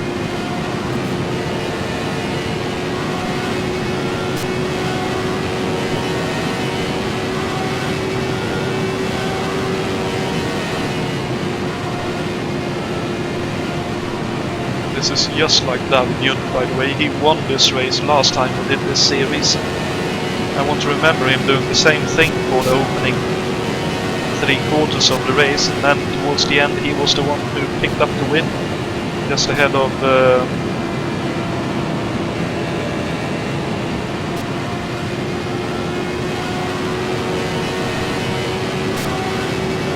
I have a complete brain fade, so give me a moment and I'll find that information. But in the meantime, the jostling for positions are still going on at the front here. We have Boss drops back a few positions.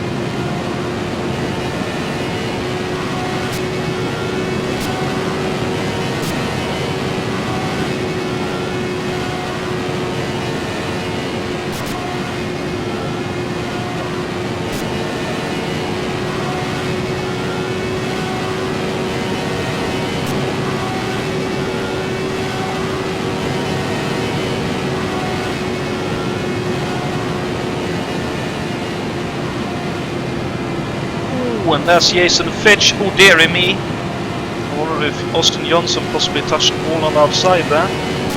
So Jason Fitch, I missed that he was in this group of cars. He'll be very happy with running in the top 10 at the moment. Austin Johnson drops back to 12. Wonder if he indeed touched the wall as I just changed the graphic. There we go. So that was quite a drop of time and speed.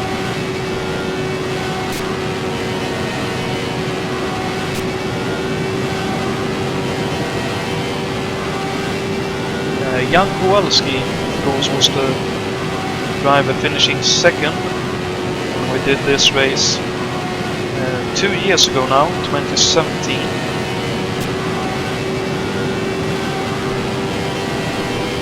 He unfortunately ain't here to repeat his second place finish, but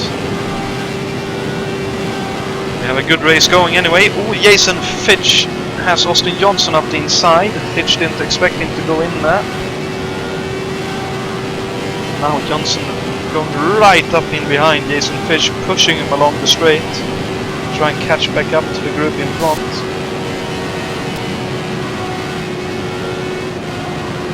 Again, giving just a tiny nudge. I believe that was a nudge anyway. Now going around outside, doesn't want to lose the top group of cars if he can avoid it. Going around outside, and that's a fantastic pass. Did with or without extra boost on the engine.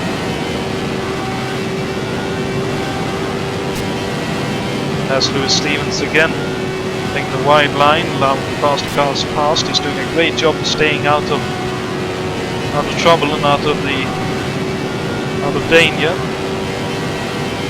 Of course, that Dale Coyne car back in 1988 for this race was started from the back of the grid as a promoter's choice, and according to as Jason said, I believe it was actually black flagged.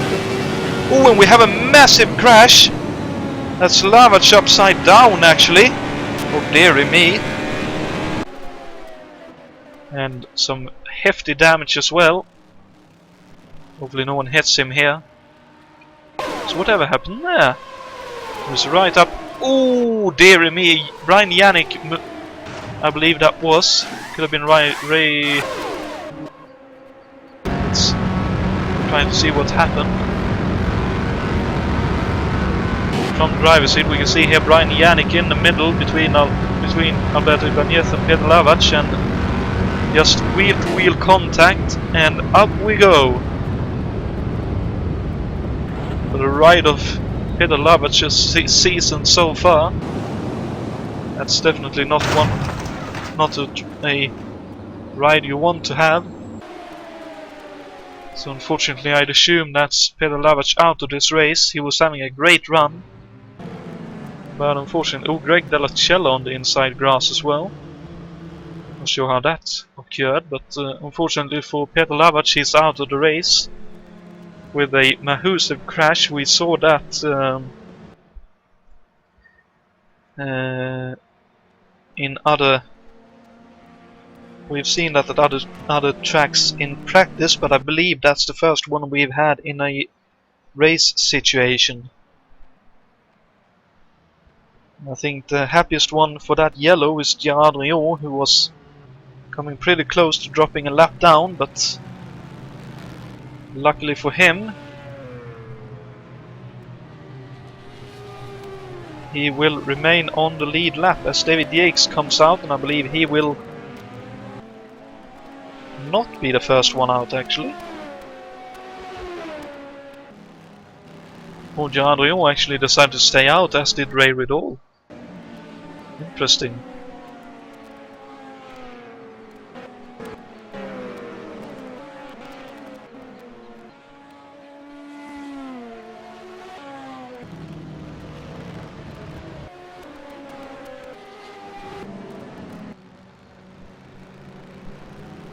So I wonder if Ray will decide to jump into the pits this time around.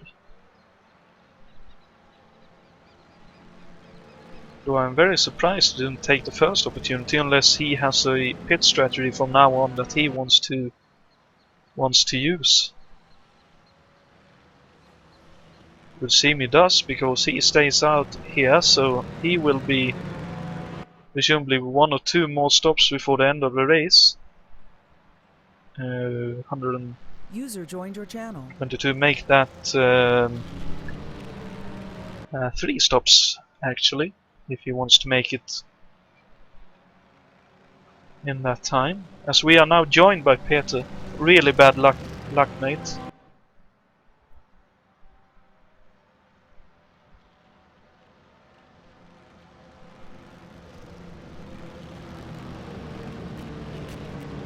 If you are talking, we can't hear you.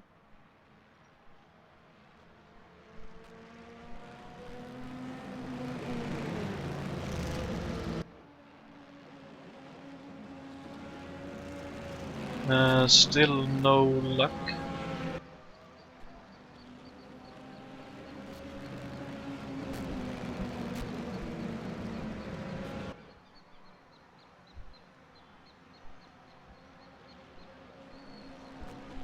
User left your channel. User joined your channel.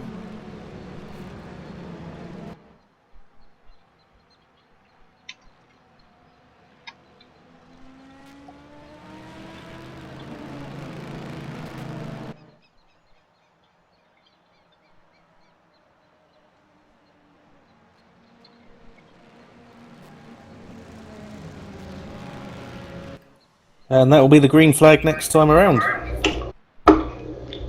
Guys, can you hear me now? Ah, now we can hear you. Really bad luck, Oh, Peter. Yeah. No, it was way too intense. It was a wild race, and I just waited until something happens again. It must be a lot of fun for you in the booth, though. Well, partly it's difficult to talk about it because there's position changes all over the place. You don't really want to do a radio commentary of everything going on. But, it's pretty good fun to watch, I must say. Yeah. Well, I screwed up the start. I believe you saw that. I had a little slight touch with, I believe it was Mike Chapman, and I fell down to P20 or something. But then, yeah, it was a lot of fun, but I believe we will see some more crashes during the race. It's certainly possible with all the jostling for position, as the green flag is now coming out. For the future of the championship in the meantime, as Ray Riddle receives the drive-through.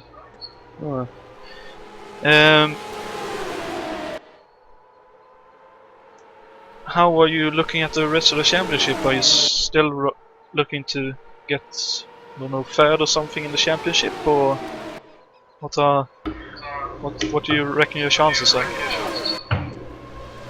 Well, I don't know, but anything is possible in the car championship. And well, if you check my results, it looks like I'm always 5th in the end, in the final standings of championships, right? So that would be my goal as well in kart 88. Okay, sounds like a perfectly decent plan. So best of luck for the rest of the championship, mate, and sorry for your bad luck today. Okay, thank you. Have a good night. Bye. Thank you, you too. Bye.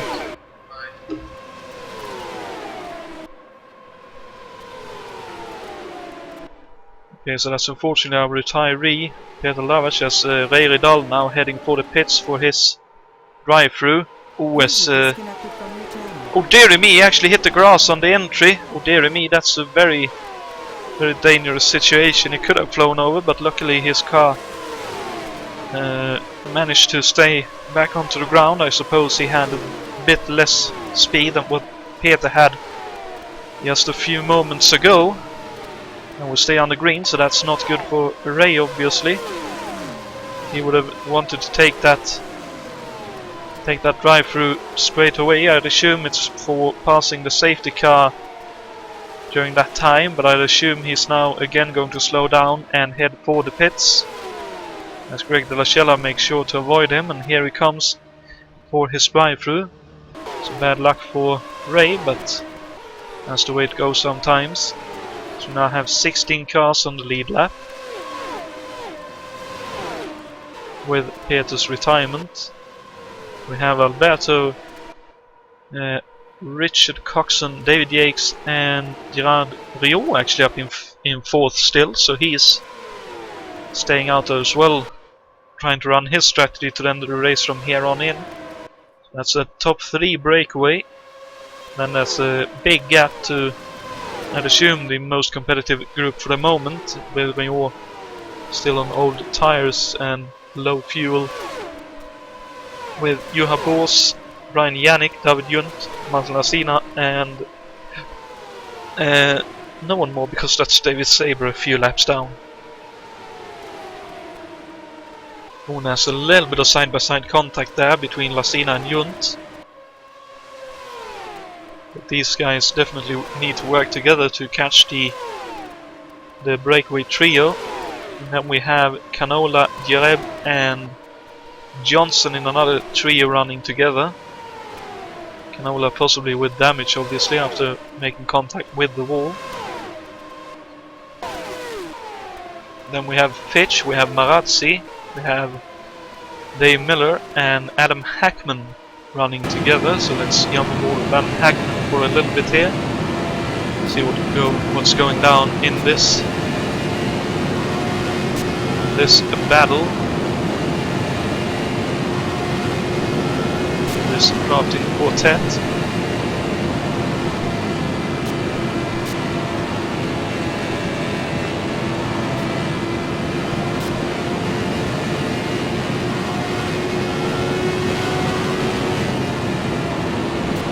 Ooh, as Marazzi sneaks up the inside of Jason Finch, didn't look like Finch was prepared for that. He sneaks back up the inside on the exit. Dave Miller tries to follow him through.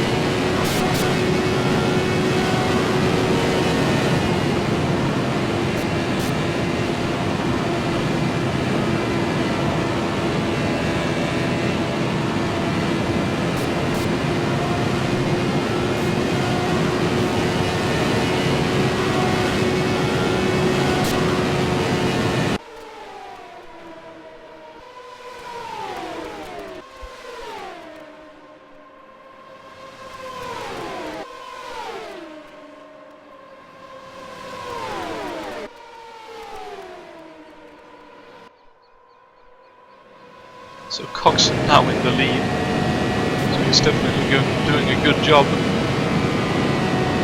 I'd assume he'd ideally want to beat David Yates as well in the fight for the championship.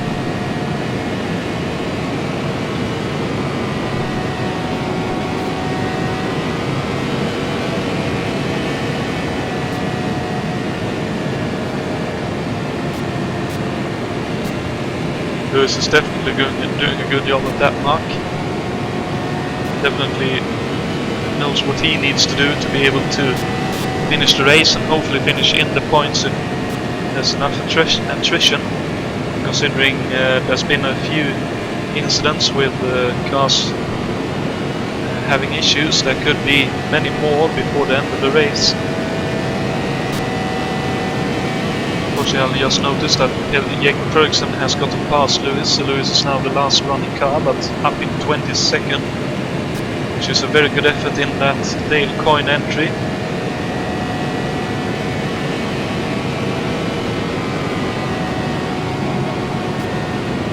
An equally fantastic job at the moment from Richard Coxon, despite him having the newer, more powerful Judd engine in the back of his car. It's still down on power compared to both the Cosworth and the Ilmore behind him. Of course, it's a Cosworth in the number 71 Mackenzie car that David Yates is running, and it's an Ilmore Chevrolet in the Penske.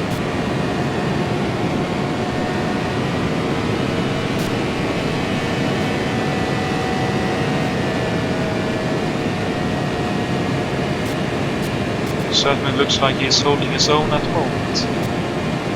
We're closing in on the 100 laps left mark, where we'll probably start to get a bit more antsy about finding position and opportunities.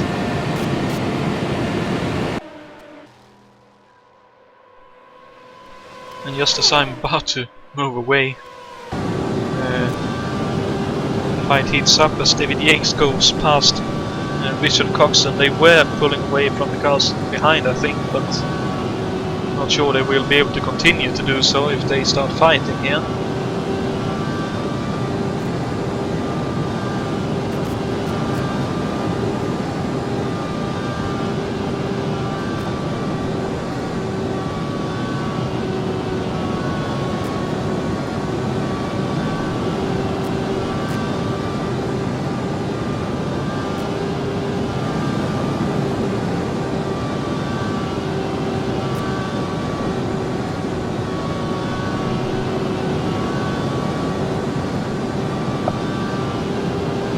Lewis again very nicely gets out of the way, as we unfortunately have another yellow, I think. Look like Jan off in turn 4. Ooh, let's see if we can find where the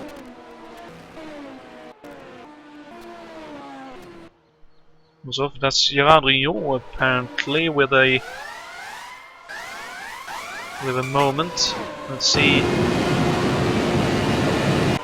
He just had David Saber just outside him. He turns in and the car breaks loose, and onto the apron he goes, and while he tries to keep the car going, he just can't quite manage it.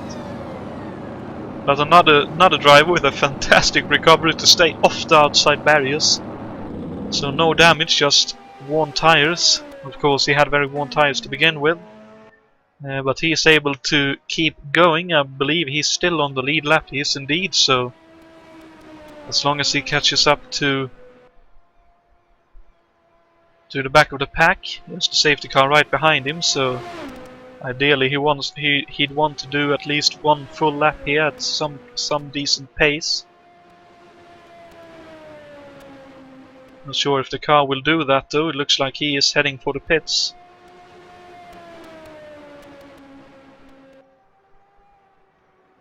No, okay, he's just running at a slightly lower pace to make sure he stays on the grey stuff. Ray Rideau all the way back in 15th. Not sure if that's a pit stop on the yellow or pit stop. Yes, of course he was still waiting for an opportunity to pit, so I'd assume he pitted this time around, or just before the yellow came out even. As all the leading lap cars now head for the pits. And I'd assume Rion will be heading for the pits as well. A bit unfortunate for him that his strategy didn't quite work out. Oh, as Austin Johnson has a bit of a moment with David Sabre in the pit stall just behind him. As Thierry Rion gets a 10-second stop-go penalty, I'd assume that's for speeding in the pits.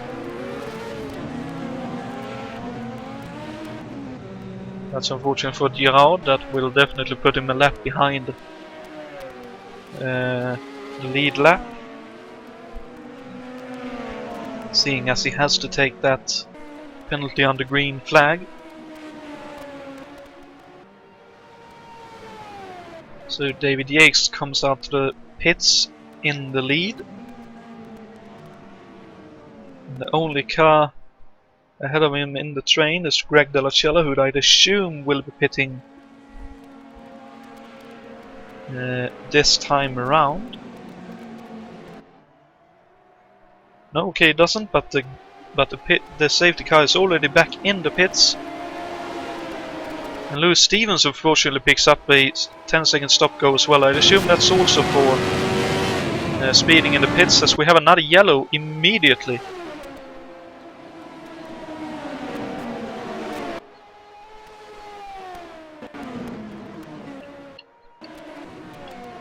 Not sure what that will have been for, but Martin Lassina is shown as retired. So he retired from the pit lane. I wonder why that was, but I haven't.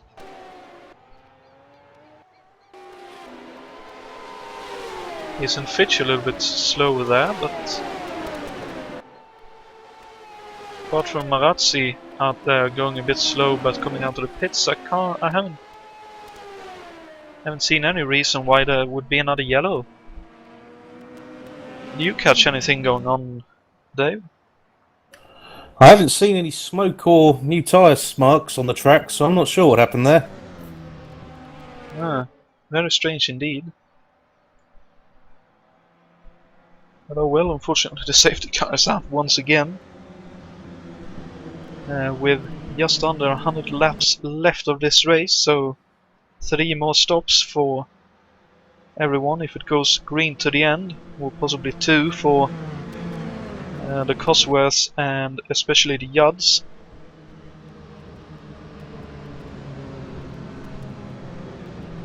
To update our viewers on what's been going on in the Bettenhausen Yugo, we've added quite a bit of extra wing to the car. That seems to have improved the handling through the corners, which should hopefully help me stay in the draft. There your Yugo Bettenhausen car is, and you're actually in the top 10 right now. That's a great improvement.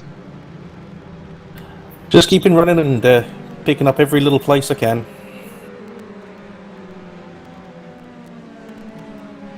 Sounds like a proper plan. While we're under yellow, let's go for a quick ad break, here so I can rest my voice a little bit, and for you to find out more about the Yugos. Date of death some years before. Mark was thinking of buying a 1985 Civic with 47,000 miles, worn seats, and the promise of trouble-free driving. But for about the same money, Mark bought a brand new 1988 Hal Watkins Yugo with over 30 standard features, including the best feature of all, peace of mind. Because Mark's brand new Yugo comes standard with a 4-year or 40,000-mile powertrain warranty, plus for the first year or 12,000 miles. Yugo pays for all scheduled maintenance. Mark buys the gas. The decision is yours. Buy a not-so-new used car or a 1988 Hal Watkins Yugo. Yugo, the toughest, most dependable new car, a little money.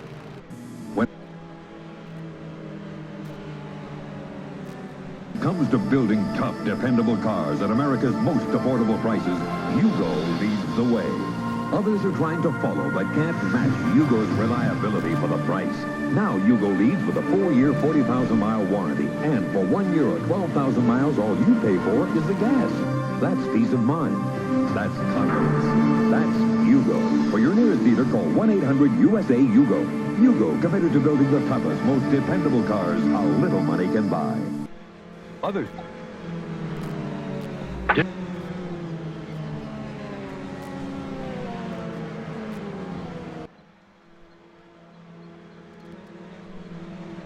And back at the track we are, and with a few more pit stops, Dave Miller is up into 8th. You have both still in the lead, still with no information on why the yellow came out, but anyway, hopefully we have green flag this time around.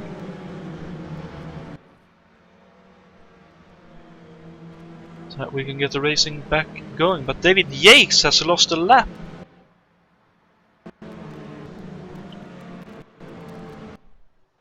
Oh, he's in the pits.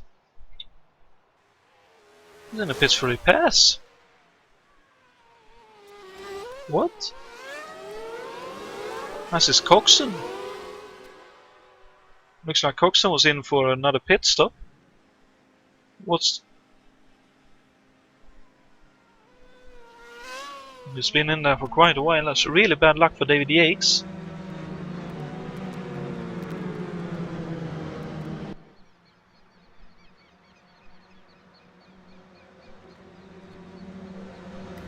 We'll be back to green at the end of this lap, Jonathan. Thank you very much, Dave. So one more lap to green. Really bad luck for David Yates there, dropping off the lead lap by 2 laps now, and possibly even more before the race gets back going. And with him being in a championship fight, he's now out of the points altogether, I think. I believe the points only go down to 12th or 13th. Unless the points were extended for 500 miles, I don't know the exact rules of this particular championship.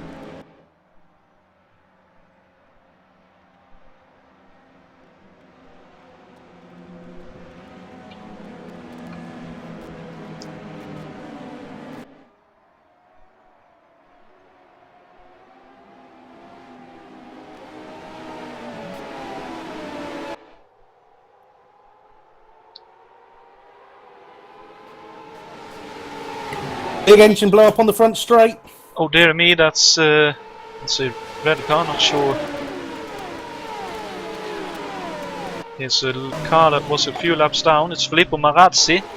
Hopefully he can bring it to the inside of the track and we can avoid a yellow. So another barbecue, unfortunately, this time for Filippo Marazzi. I'd assume a missed gear on the restart. And a few too many revs, but unfortunately it looks like he will be out of the race very shortly. Possibly just complaining to his team about also what a bad car they have given him today. If he feels that's the way to go, but yeah, unfortunately that's a retirement for him. That's good for Lewis Stevens. In a few more laps he'll be up in the top 20. As we have on track now, you have Bors still in the lead after that most recent yellow. Brian Yannick trying to push him along. Austin Johnson now up the inside. Alberto Ibanez running the high line. Oh, and there's actually a little bit of contact there. Alberto Ibanez coming with a good amount of speed around outside. And he actually takes the lead here. If he will be running as hard as he can again, with that yellow maybe screwing up his pit stop strategy.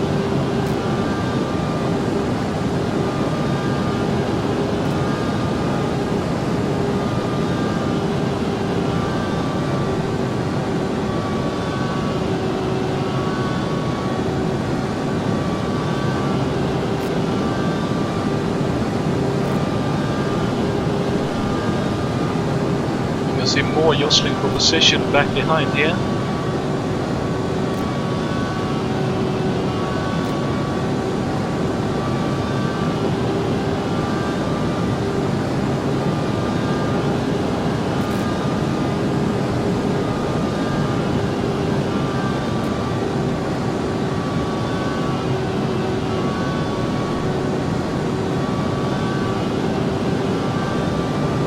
And the snake gets going.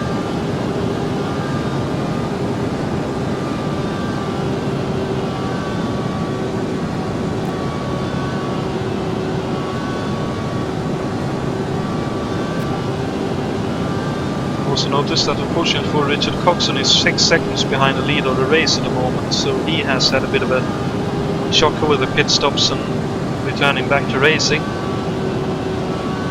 Possibly that engine blow up, also causing a little bit of a stack up for some of the drivers.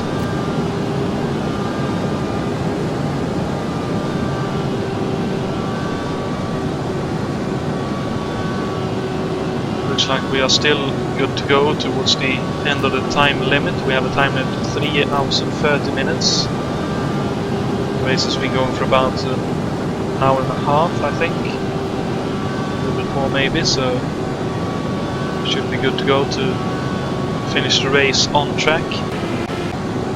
As you have also retakes the lead. Here comes Alberto Ibanez around outside along with Austin Johnson.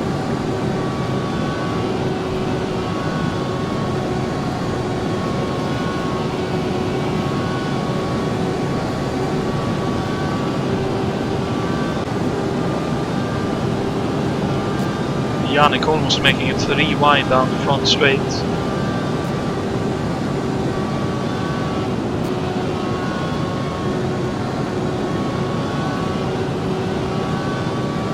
Ooh, and there's a bit of a slowdown there, and Yannick actually nailed Austin Johnson in the rear.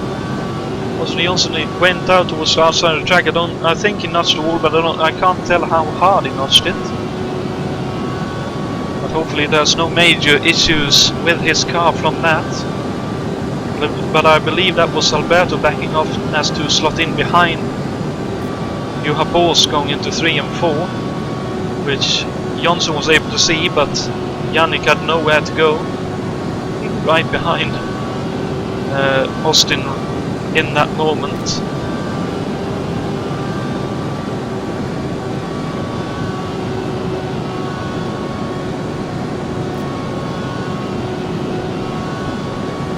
But we do have a snake going, and it looks like it's back down to Jason Fitch, so I'd assume about 10th position or something like that. Running in this train at the moment. Make that 8th position.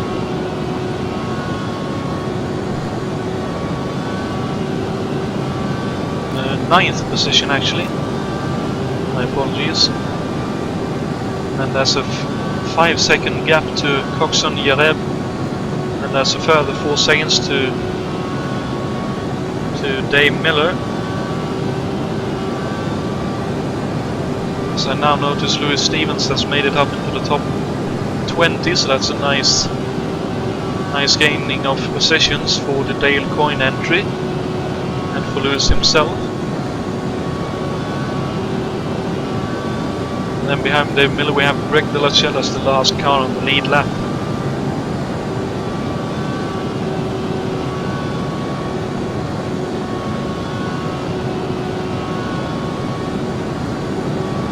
As I believe that's David Saber running at the back of this leading pack, trying to take back one of his laps. Was Jason Fisher's right outside on towards the wall through 1 and 2. Gets it back to the inside, wants the inside run for the next turn. Don't want to get too close to the walls, but it definitely feels like the drivers are getting a bit more racer here, trying to find racing positions, which is very much unfortunate for likes of Coxon and Jared, but they are catching up little by little with this group as they battle. Oh, as Jason Fitch actually runs very wide, scrapes the wall through 1 and 2. Hopefully no major damage, we can catch back up to the pack, not drop it by too much.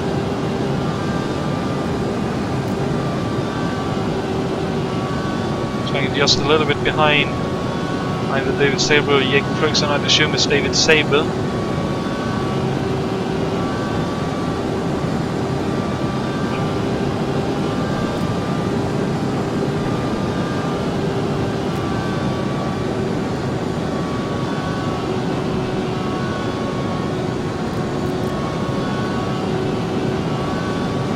Now Canola actually looking to lead. Lap or 2, and he's looking up the inside of Juha Boos when Juha actually chops down and cuts Canola off. There's some aggressive defensive work. This I say early, but we're less than 100 laps to the finish of the race, so I suppose that's sort of fair games as long as you don't take the other guy off.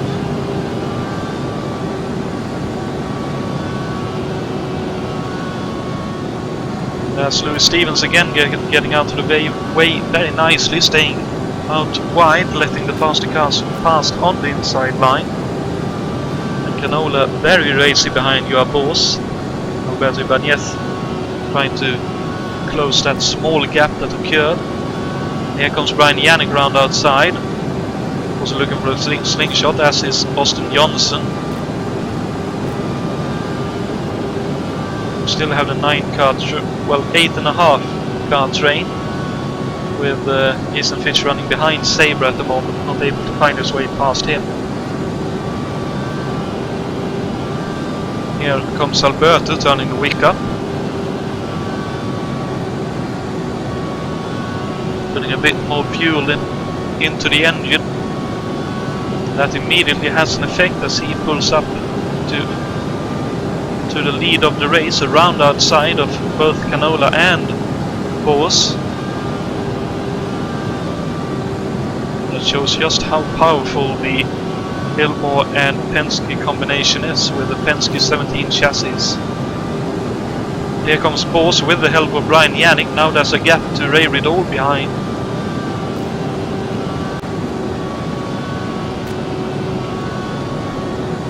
Ooh, and Yannick running just a little bit wide on the exit. Here comes Ray blasting up to the rear of Yannick's car, and now Alberto on the outside, out of position, out of the line.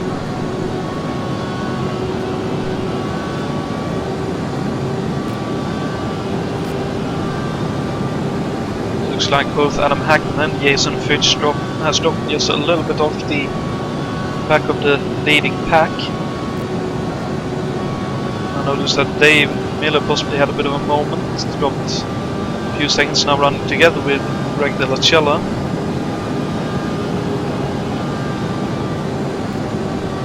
We'll continue following this lead group because I feel this is where the crash will happen if it happens. And of course the racing here is incredible at the moment. Ray running with a slingshot around outside, looking to get as far up as he can. Alberto up the inside now, goes past Brian Yannick. Yannick looking towards the outside run. Oh, and there's a big crash! Oh dear me, that's Ray, that's Austin Johnson I think. And not sure who that last car was, but there's a big crash right there. So that's unfortunately Adam Hackman I think avoided it, Coxon did, Raoul did. There's Austin Johnson, looks like he's out.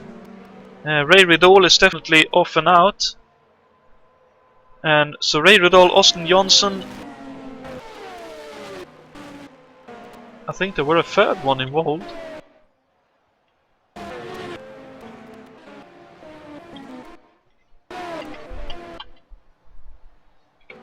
Well, let's try to puzzle together what happened. Oh, Jason Fitch is the last one involved, I think. Looks like he's got a puncture. Let's see, Austin Johnson on the inside at the moment. Oh,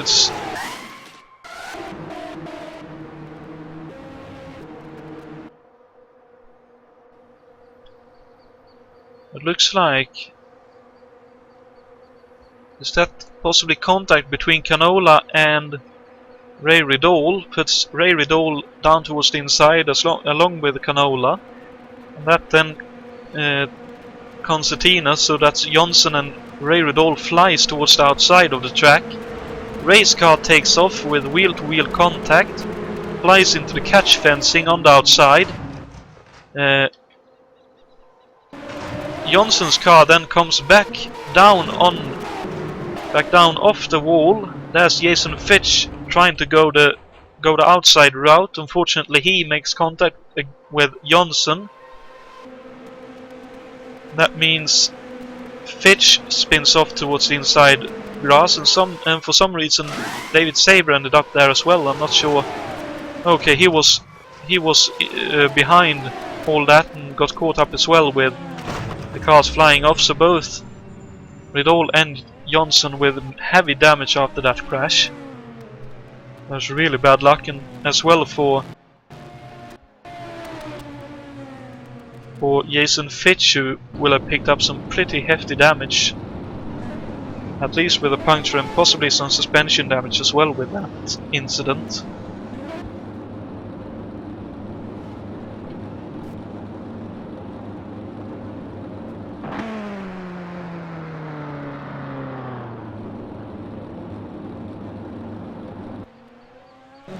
So I wonder if he'll even be able to stay on the lead lap. I really hope so. He deserves a good finish.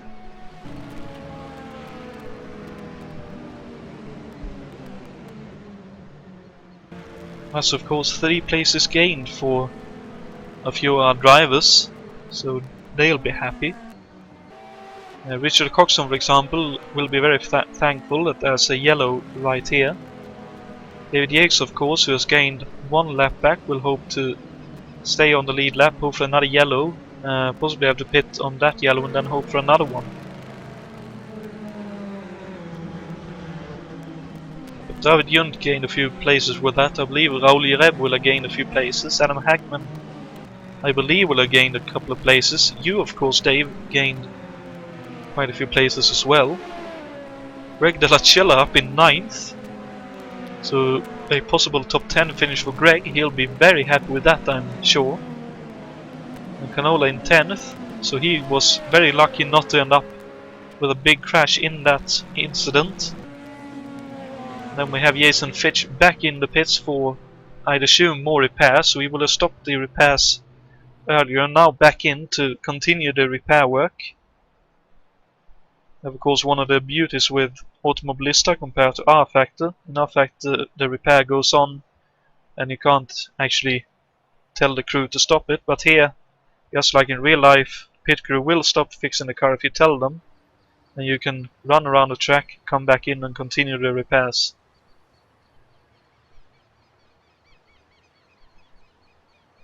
So he'll need to leave again very shortly here if he wants to stay on the lead lap.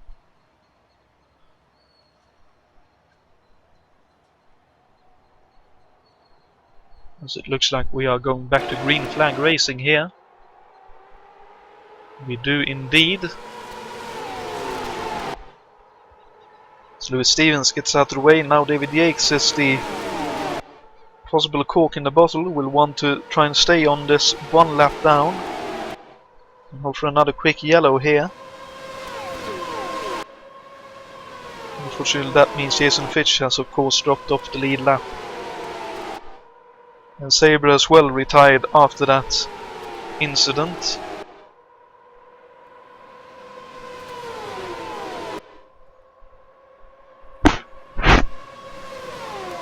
Apologies for that, as Alberto now possibly looking to put David Yates that extra lap back.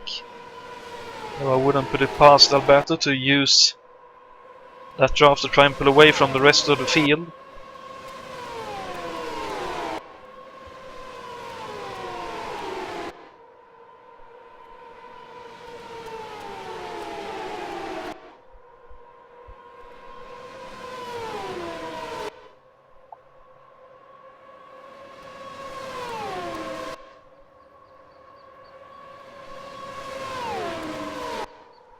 Looks like that's what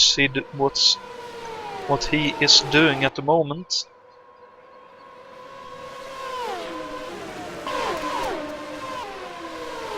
That also means Jason White, though a lap down, is up into 11th and a possible top 10 finish for him if anything more happens up front. Let's ride on board with Greg for a moment here in the US engineering car. Give him a bit of screen time. Keep a watching brief on the pack up ahead. If anything happens, we will catch it, of course.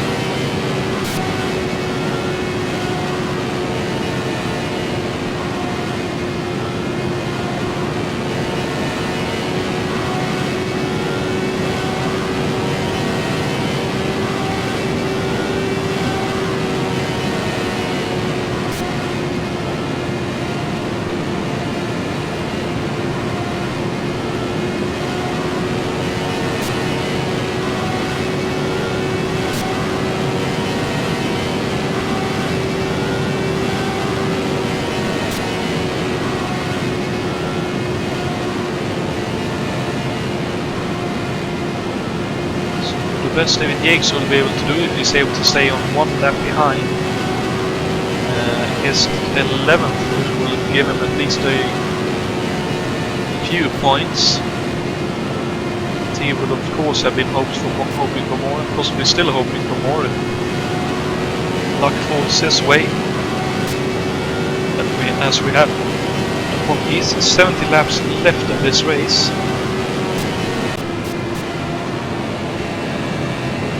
You can see right here now, Young board with Adam Hagman as Greg has dropped a bit too far back to follow the battling ahead. Dave Miller is sitting 8th at the moment, right behind Raul Yareb. Yareb running a little bit wide. Dave, of course, backing off as to not end up in a incident there.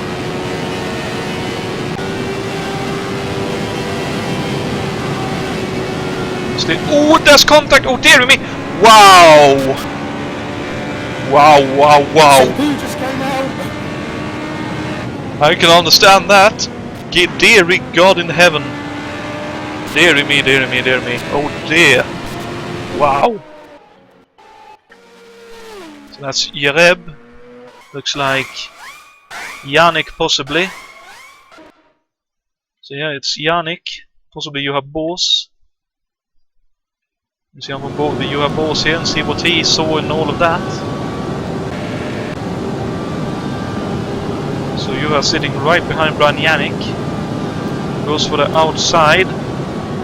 When he makes contact with Brian Yannick, and then as he backs off, Raul Yareb has nowhere to go, makes contact with him as well. So I'd probably put that on Juha's account actually. That incident, I'm afraid, definitely looked like he was the one to instigate it. Though I could, of course, very clearly be wrong.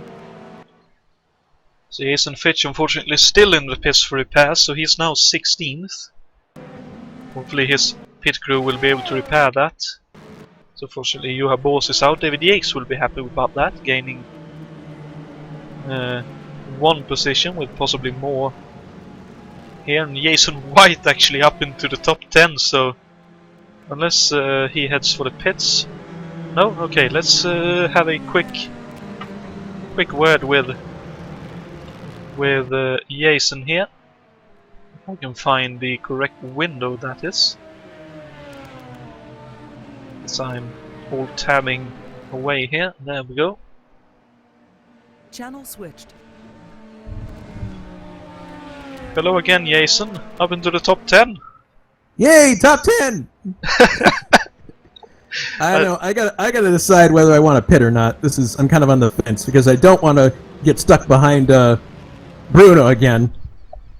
But at the same time, it's too early.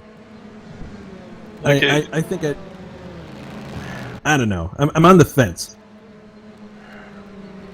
Well, it's a question of making it on one more stop, or No, it's. I can't make it on one more stop. Everyone's gonna have to stop at least a couple more times. What the hell is Fitch doing? I assume he's out of position, so he's running to where the game tells him to go. He was in the pits for repairs for quite a while, so he's way behind. I'm gonna see what happens. I'm gonna watch. All right, Chacun's staying out. I'm gonna stay out because he's my nearest competition, and I'm gonna gamble on the fact there's gonna be another yellow. I appreciate Chacun's enthusiasm. I've had some good dogfights with him, but if he could have just stayed in line behind me for a little while, we would have been able to catch other cars. He missed the memo, I guess, that these cars are faster when they're running in line than they are when they're running side by side. I mean, his car has got better turn speed than mine, but it's not as fast on the straight line, which is, surprising considering I'm in a Judd. And I tried to convince him that it was better to stay behind me by running a low line, and just when I think he's figured it out, I go to a top line, and of course he goes to overtake me again, and I'm like, all right, fine, I guess that's what we're gonna do. But now we're racing for points, so he's definitely not gonna. There's definitely not gonna be anything like that. So that's all right. If he wants to race that way, that's fine. As a oval racer with experience, I don't see the wisdom in that, but okay. Fair enough, I suppose. I mean, now it's for points. It's to each his own, Indeed. But well, actually, I gotta say, we've been pretty lucky today. we avoided some hairy situations at the start of the race, and then there were situations where we simply just there was crazy manic stupid stuff going on, and we just missed. There's one, I think it was Richard Wilkes' accident. I saw him heading down off the banking, and I remembered Bobby Unser's often quoted line, "If you aim for the car, you'll miss it." And that's exactly what I did. And by the time I got there, it was on the bottom side of the track. Had I tried to go low, I would have been out of the race. I would have T-boned him. So, Uncle Bobby's advice, paying dividends. All right, we're going back to green here, but hopefully I can bring it home in the points here. Yep, best of luck for the rest of the race here, and I too hope that you have a good finish. Best of luck. Well, it's been a good race regardless. I'm glad to have survived this far. See if we can bring her home. Good stuff. All right, talk to you later. Yep. Channel switched. That's Jason White, a little bit frustrated with the general situation, but very happy to be up in the points, of course. And now let's see what happens with more competitive cars out of the immediate running, at least. Brian Yannick's still out on track. I don't think he pitted on this yellow. Oh, and there's a big stack up as the slower cars make the start. The slower cars now on the inside. I'd assume they prefer to be on the high line, as Jason Fitch moves to the high line to get out of the way. And Canola and Drion. Oh, and there's a couple of cars scraping along the wall on the outside, and there's another yellow, unfortunately. Oh, it's Canola! Oh, dear me, I didn't even catch that. Oh, dear me, Tiago. I really hope he gets righted. Doesn't look like he should have too much damage. Of course, and there he goes up on the right side. Let's see. Yep, looks like he'll be able to keep going. That's very unlucky for him. Let's see if we can catch. I'd assume there were wheel-to-wheel contact somewhere. I was looking further behind. I should have been following him, obviously. Let's see what happens here. He goes up the inside. Oh, and unfortunately, just as he gets a bit of extra speed to get by, Rio moves down to take the draft from the car in front. And yeah, unfortunately that's what happens sometimes, but I don't think Tiago made contact with anything hard, so again, hopefully he'll be able to keep going.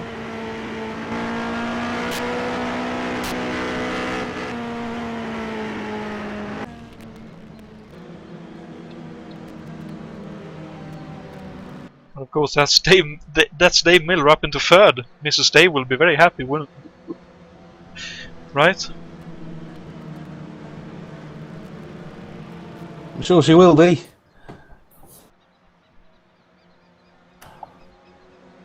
Let's see what we can do from here. Yep, definitely in a very good position now towards the end of the race.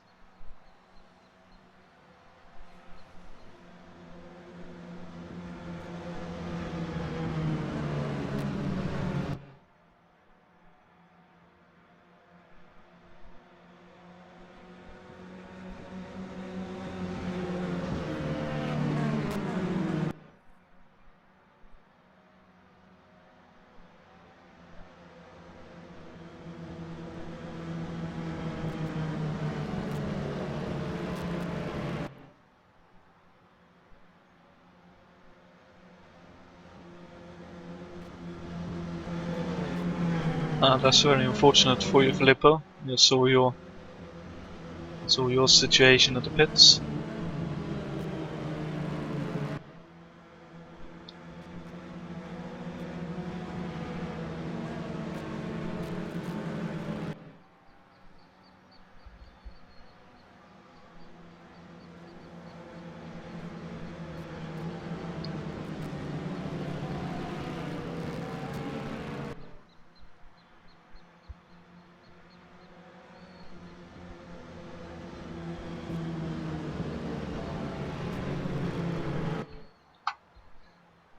Definitely sounds like she's happy, so that's good to see.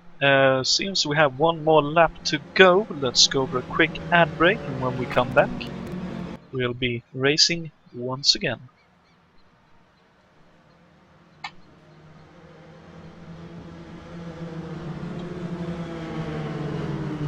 So I just need to...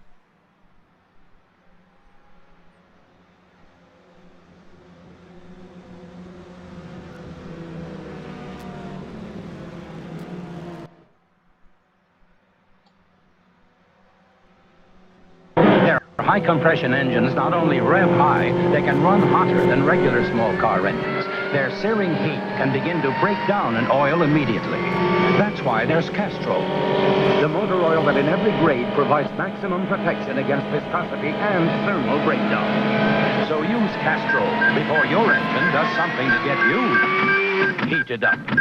Castrol, engineered for today's smaller cars. All week long, you've been thinking about today. It's race day. Time to kick back and taste the high life. Now the sun's hot. The Miller High Life's cold. The cars That'll be the are green ready. next time around. And so are you. And taste the high life.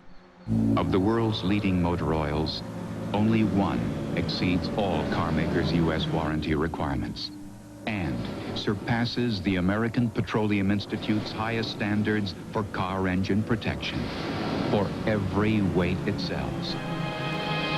Only one oil, only Pennzoil. You can't buy better engine protection for your car. So choose the world-class protection of Pennzoil motor oil.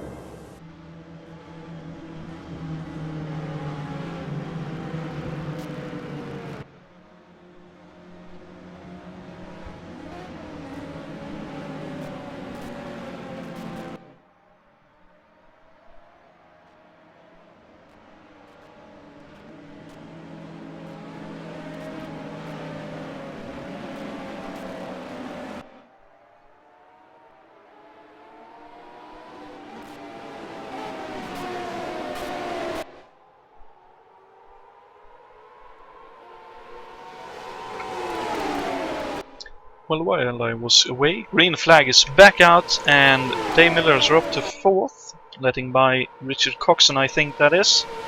And Yannick looking for a way past, but still Dave in a very strong position with Alberto in the lead. In the meantime, with Hackman 2nd by the looks of things, so he is in with a good shot as well. I think the happiest bunny at the moment is Richard Coxon, as he gained quite a few positions with the last couple of yellows, and the championship competition is quite a way out, and Jason White is actually back on the lead lap as well, so he'll be very happy with that. An opportunity to go even further up the field.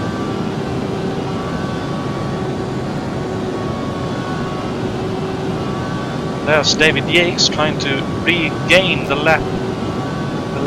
The lap he is behind, pushing Richard Coxon forward here. Dave Miller keeping a watching gap to the cars in front, now looking up the inside of Adam Hackman. And there goes David Yates with a slingshot to the outside.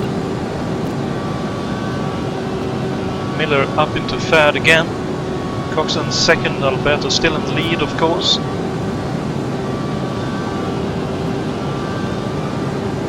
And here comes David Yates with a massive slingshot up the inside.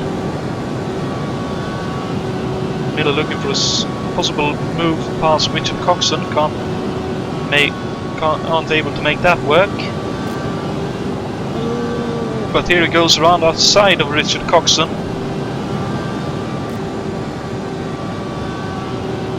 Drops back in line.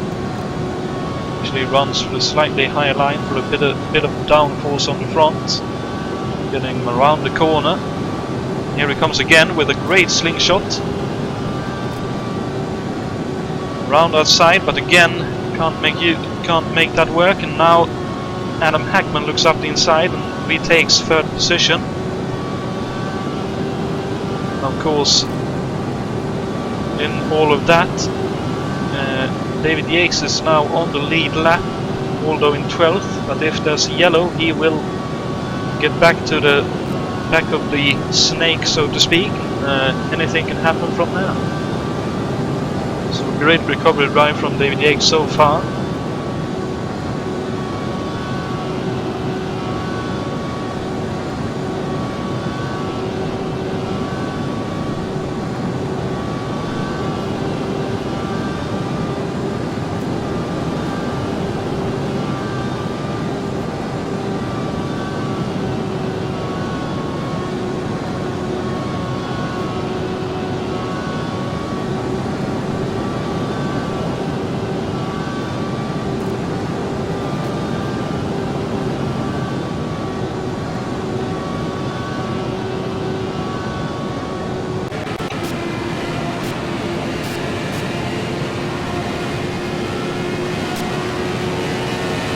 With David Junt currently sitting in 5th. Right behind this train we can see David Yates up in front of the train.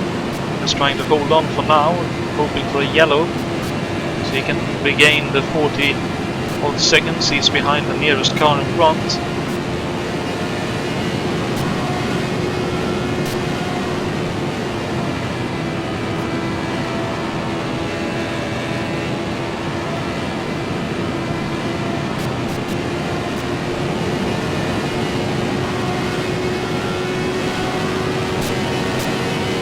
Definitely looks like the situation of if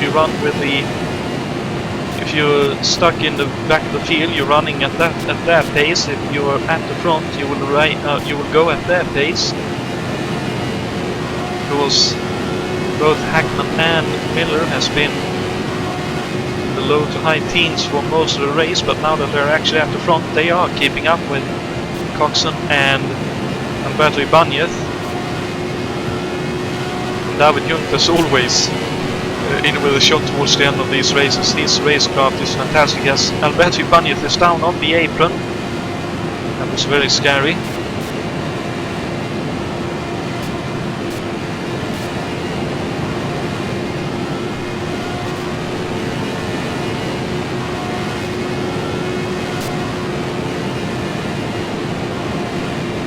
David Yates now back a lap behind, unfortunately for him. He'll be looking to slingshot back past and then open up for a yellow yet again.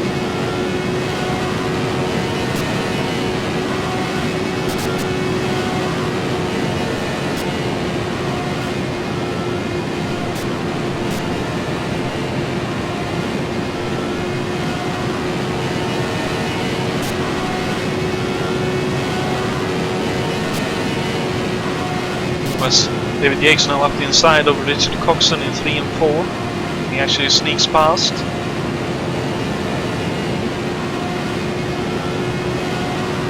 I think we have one more stop to go for most of these drivers. I think it's David Yates who's possibly with 2 stops to go.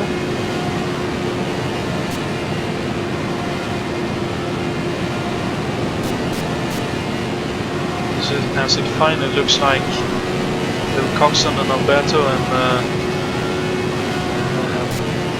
David working together. Hackman, Miller and Junt is dropping back just a little bit from the leading duo. Here goes Dave looking for an outside move.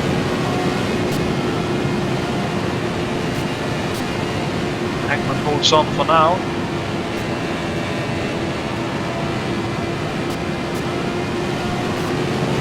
Now Miller up the inside.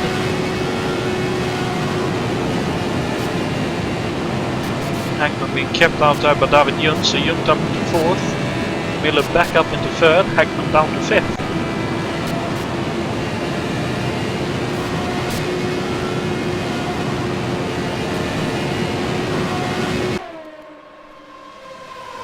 And then we have actually way further back, 6 seconds behind. We have Giandrio at the front of this group. And then there's Canola, Yannick, Jared, Greg Dallacella in 9th and Jason White still in 10th. Jason White will be very happy to finish where he is right now. Greg Dallacella I think will be delighted to finish in 9th. In his first kart race this season. If he can get even further up the field he'll be even happier I think.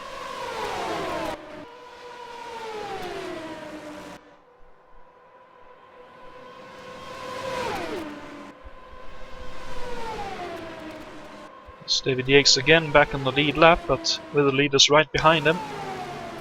And there's Lewis Stevens very nicely getting out of the way. Still this battle for third now rages on with Miller, Yunt and Hackman.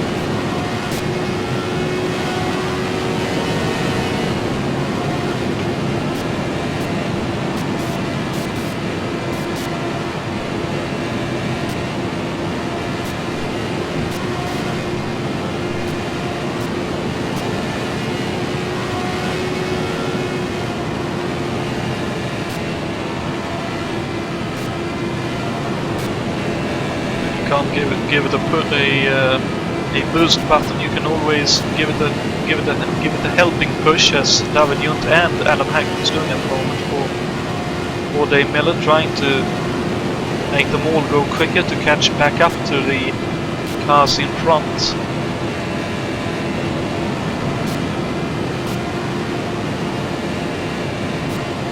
Must be said, it would seem like the cars in front has turned the boost up to 11 here, possibly having to do 2 more stops before the end of the race. If that's the case, and these 3 only have to do 1 more stop, they are definitely in the box seat. I can confirm right now that I'm running all the boost. Okie dokie. And my idea for how this is going is completely wrong. It's just a question of the cars in front having way too much pace for the time being. Though of course they could be burning the tires off, so we'll see what happens when we come to towards the end of the run. As Thierry Canola has pulled away from Yannick and Greg Della Cella, but Greg Della Cella has pulled past Raoul Jereb and is now up into 8th. So very nice run for him, and Jason White still in 10th, about 2.6 seconds ahead of Bruno Chacon in the Porsche, who's running 11th, and he'll be very happy to score a few points here. The Porsche engine, of course, not suited for these super speedways. Technically, the Porsche engine ain't suited for any track in this series, but these super speedways, I'd say, is the worst for the engine, because he can't run it at any kind of boost, because then it overheats and he would be forced to retire. The race, of course, in 12th, 13th for Gerard Rion, trying to hang on to Thierry Canola and Jakob Fredriksson for the time being. And Jakob Fredriksson, of course, 14th. Same lap, I believe, as... no, not actually. He's 3 laps behind Gerard Rion still. Jason Fitch currently running 15th. And Lewis Stevens, I believe, is still the last car running in this race, currently 16th. So a very good effort from Lewis here tonight. And I really hope he can finish, and with a bit of luck, maybe even in the points, as he gets out of the way of Jason Fitch. And Jason White let those faster cars by as well.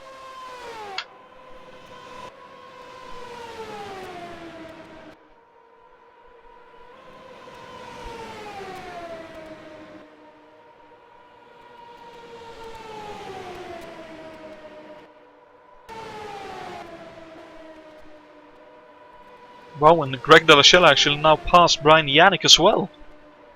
Let's see if we can catch where that happened.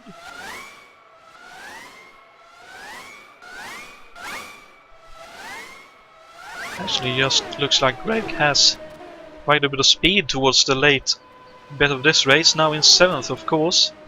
Yannick looking for the way back past.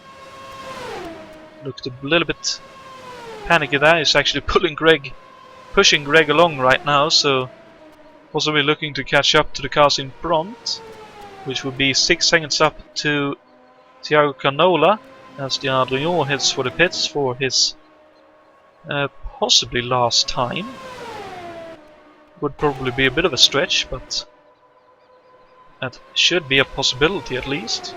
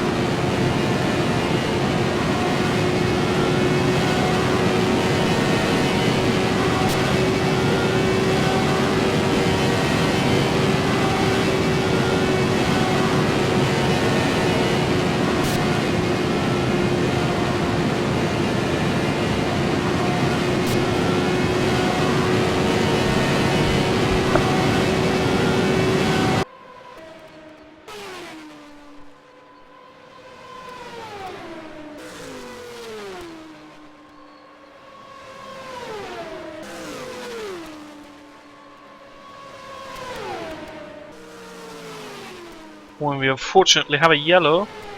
Looks like some skid marks in this turn and a tire. So that could help everyone towards... Looks like Gerard Rion possibly had a crash right here. He did indeed. So back out of the pits. He's and Fitch go past him. Turns into turn 1, possibly as he ends up in the dirt. Yeah, gets a bit better turn than I think he expected to. Hits the aprons and spin up into the outside wall, and that's unfortunately a retirement for Gerard.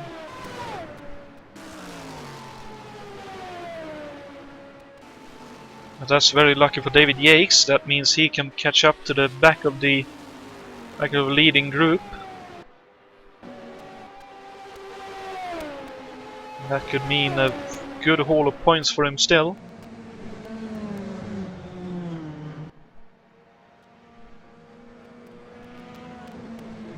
But remaining in third is Dave Miller, and 5th Adam Hackman. It's the 8th for Greg Della Cella, so great races for all of these guys so far, and with 33 laps to go very shortly. Everything is still to play for everyone.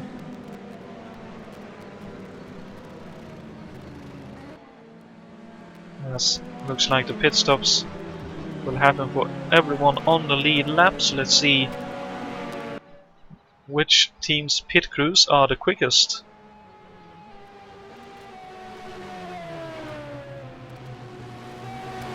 As we can see, Adam Hackman unfortunately misses his pit stall, having to drive around Coxon's car.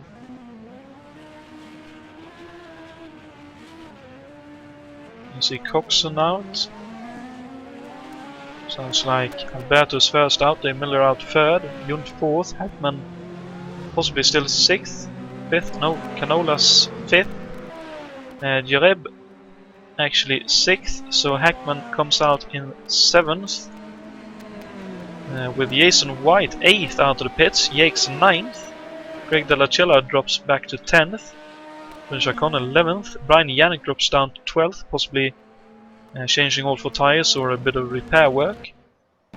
So 12 cars still on the lead lap, with Lewis Stevens soon to be 15th, so very near to the scoring points. A great effort in that Dale Coyne entry, as mentioned many times before in this race.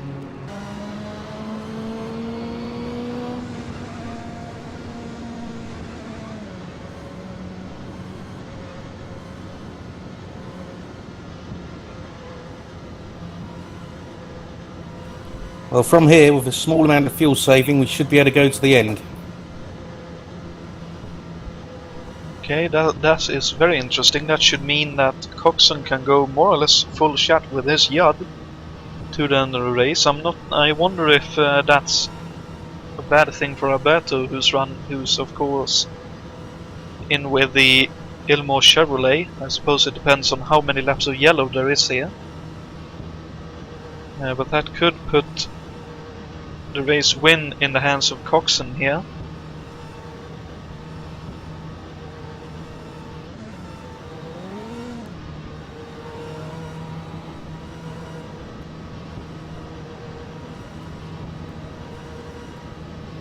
It sounds like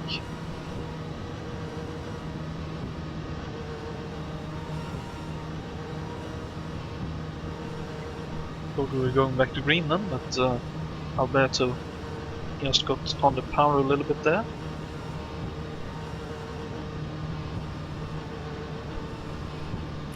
That's green this time around. Thank you very much, Dave. So yeah, with a bit of fuel save, this should be the last stop for everyone. So very interesting to see who can make the best use of this situation. I'd expect it to be Coxon and Jason White, who is actually 7th after the pit stops.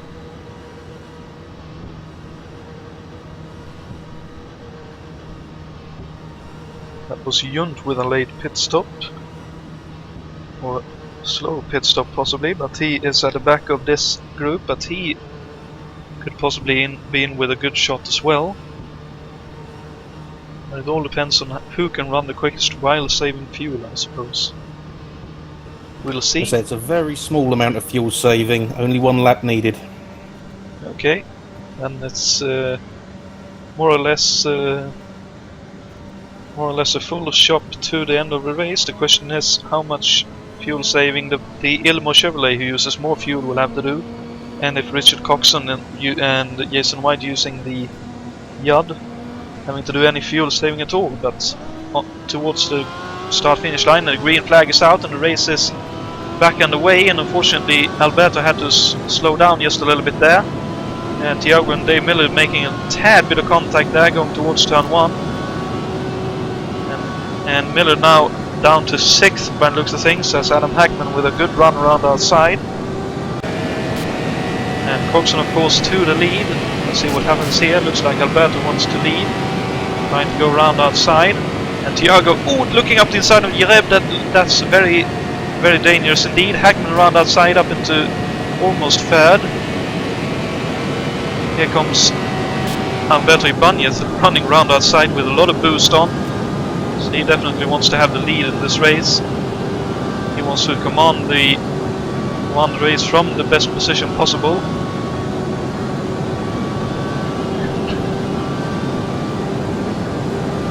See Jason White 8th, De La Cella 9th, and Brian Yannick rounding out the top 10 with Junt 11th, so he got by Chacon.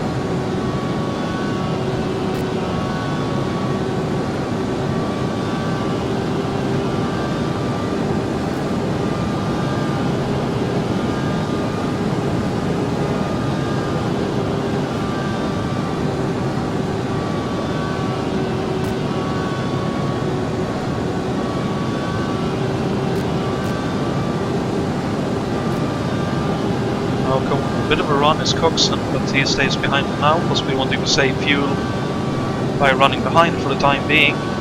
Looks like there's unfortunately a little bit of a gap between 4th and 5th at this moment. That could just be down to a little bit of fuel saving being done right now. That will fluctuate as well during this last run. And so, as I believe that's David Yates looking for an outside run. And Yates to the inside grass, able to hold on to the car, great save.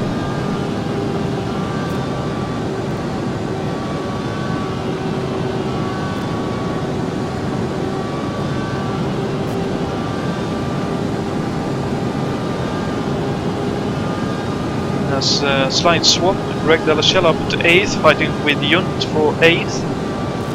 Brian Yannick up into 10th, Jason White pushes dropped to 11th that lap. Of course, with that lower powered Yod that he has, it'll be a difficult proposition. Unfortunately, dropping off the leading quartet is Miller,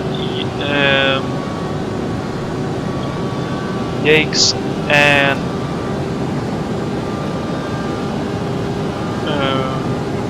Canola. It looks like it'll be at least 4 for the lead, with one more possible yellow if there is one to come. It could be a very close fight towards the end of the race.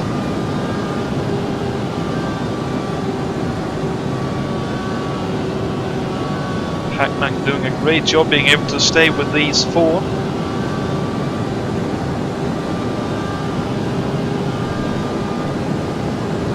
As well as Coxon doing a great job with that Yod, keeping with the leading cars, and as he said, he's very happy with that new engine, so that's a positive.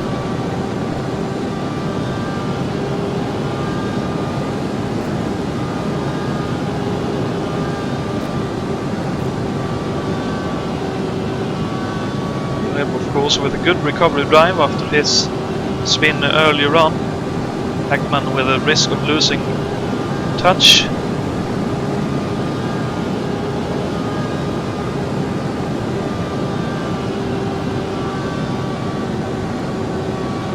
Looks like he had a good corner though, so he should be able to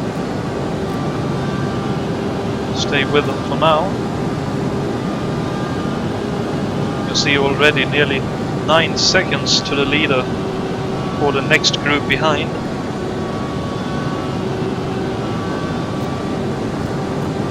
So unless there's yellow to come, I think this is the quartet to fight for the win in this race. And remember, 2 thousandths was the difference for the win last time out with 22 laps to go.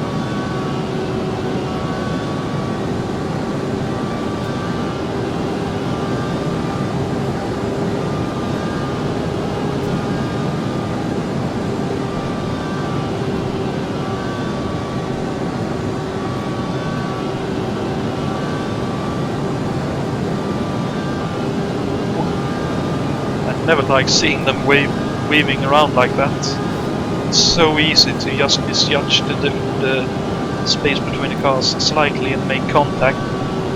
At these speeds, over 200 miles an hour, the consequences, as we've seen earlier, can be brutal.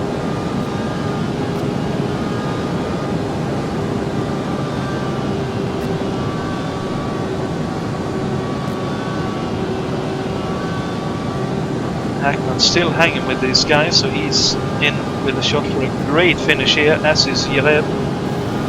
Raoul, of course, one of those who has excelled earlier in the earlier series, who ran with these cars, and looks like these ovals is right up his alley yet again.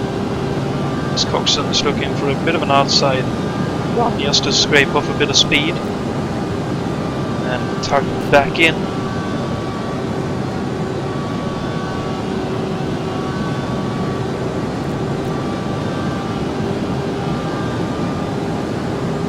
The question is, who of these 4 will be the first to blink in trying to get by. So fortunately, I noticed Dave Miller has dropped quite a few positions, down into 9th now, but still in the draft with Yannick, Junt, Canola and Yates.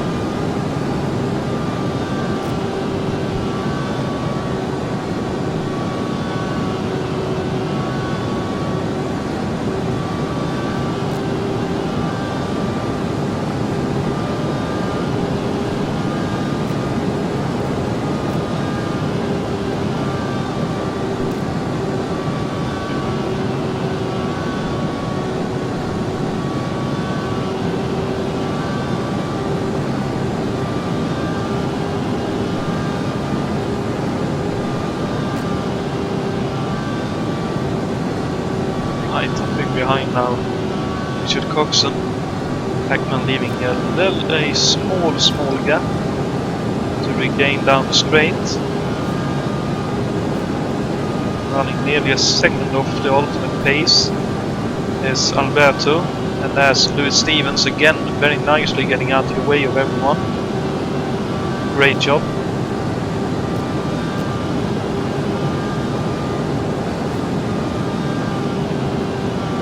So 17 laps to go. I think that's 16 as they cross the line.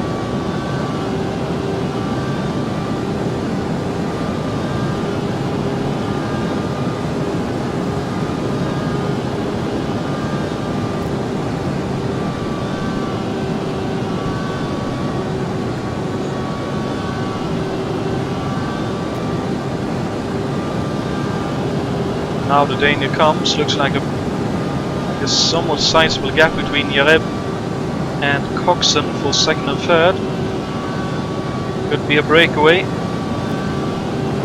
as Coxon looks up the inside, wanting to try and pull it.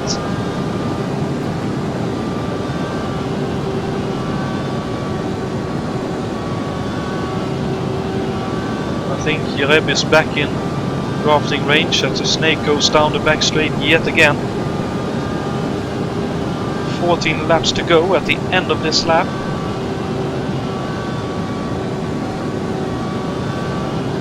Again, it looks like the gap is widening just a tiny bit between second and third. It looks like it'll be 2 by 2 towards the finish, with Ibanez Senior and Coxon for first and second. And then the fight between Jereb and Hagman for third and fourth. Hackman is looking a little bit antsy, a little bit wanting to get on with this race.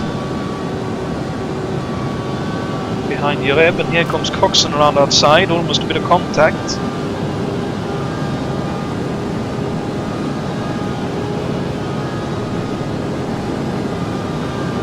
I notice Jason White up into 10th, so he got by Greg De La Ciela as Chacon gets out of the way of the leader, so that's definitely a sizable gap now between Ibanez, Coxon, and Jereb and Hackman. So I believe Hackman is actually up to 3rd back there, although on the outside, so he could possibly lose that position down the straight. I believe that Jereb's Domino's car possibly has these. No, that's Cosworth, so never mind. Both of them in with Cosworth engines. Here's a battle between the Ilmor and the Yad, of course.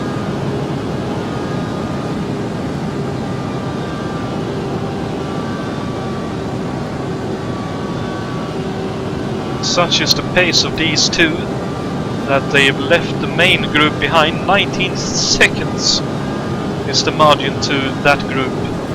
Immense pace from these two. And Alberto with a great line through 1 and 2. Also a bit of a gap on Coxon. Trying to break the draft as well. Wanting to build a bit of a gap.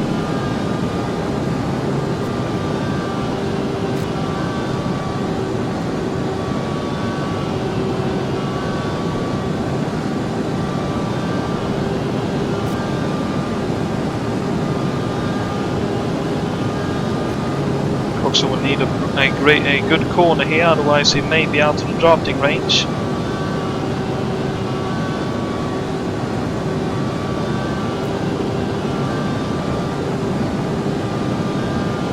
I think, unfortunately for Coxon, he may be out of drafting range right now. 8 tenths, 9 tenths. I think that a second as they exit 3 and 4, that's definitely Coxon out of drafting range. So unless something happens to Alberto with 9 laps to go, looks like the race will be his. So while I'll keep a lookout on that gap, let's drop back to Hackman and Jereb fighting 3rd and 4th, which is a battle that's still ongoing. As Jereb now looks up inside.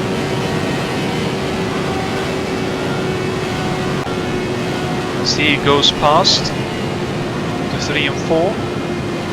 We will have 8 laps to go at the end of this lap. As Hackman now looking around outside.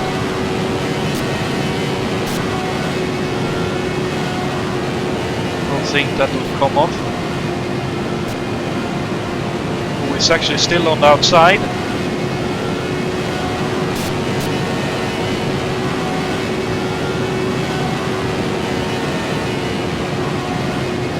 I assume he's looking for the run off of 3 and 4 here.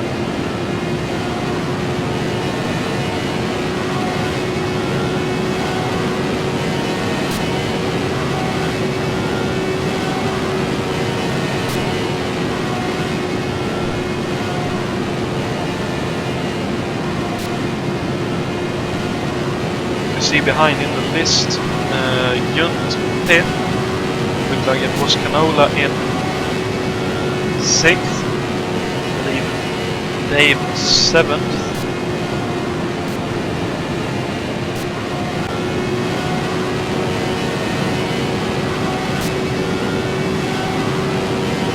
Sorry, Yannick 6th, Canola 7th, Yakes 8th, Dave currently 9th with a small gap to Yakes up ahead, then a big gap to Jason White behind.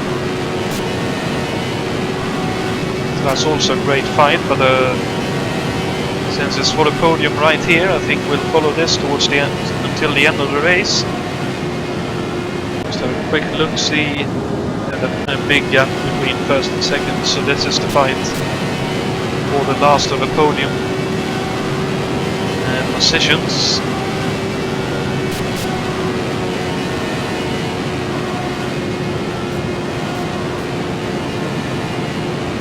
Dave Miller makes it up into 8th. And back down to 9th as Yates had a better run up the corner, I'd assume.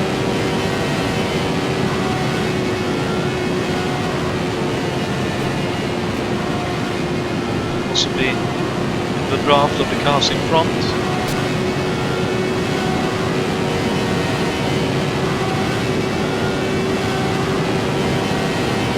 See here, you're looking for a wide entry into 1 and 2 to get the run a little bit more speed off 2. Looks like he's now in position with 4 laps to go. He's going towards the outside again, switching back. Looks like he will be carrying a lot of speed off of 4 here. See if he can make it work. Not just yet.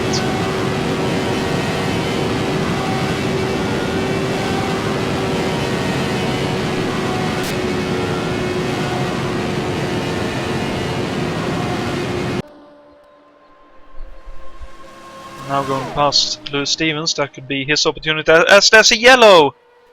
Oh dear me, looks like a car off in the background. Is that David Junt possibly? Looks like he's dropped back from the pack. Was indeed David Junt with a spin. Oh, he was on the outside going into turn 1 and 2. Oh, and there's... Oh, Brian Yannick! Oh dear me, what the... So Brian Yannick had a moment, hit the apron. Wheel-to-wheel contact for David Junt as he flew off. Hit a little bit of the outside catch fencing and then out of the track. And of course, with the sims, you get catapulted back on the track if you leave it completely. If it's counted like that. I can't see David Junt having a whole car here.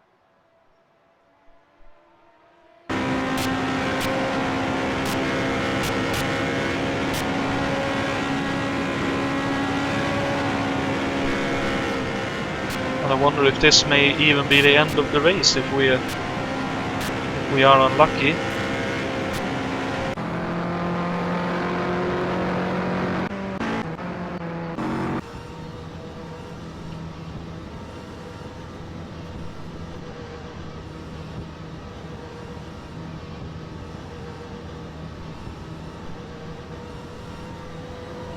Because we're now, I believe, on the last lap. There's 2 to go, but I haven't had the 1 lap to green signal. Okay. Then it'll probably be end of the race, unfortunately, with that yellow. But still, it was a great... It has been a great race, and clearly the strongest package, partly due to the advantage of the car, the Penske with the Ilmor Chevrolet, if I can get my words right, definitely is one of the stronger cars on this particular kind of track, and Alberto has put it to very good use, constantly stayed at least in the pack where the leaders have been. And now it looks like he'll be going on to the final lap of the race, and next time by he will take the finish flag to win the Marlboro 500. With the Coxon second, so very good haul of points for him in the championship hunt. Hackman looks to be finishing third, so a fantastic run for him. Jonathan. Interestingly, I've just been given the 1 to go signal. Okay, so it'll be a green checker.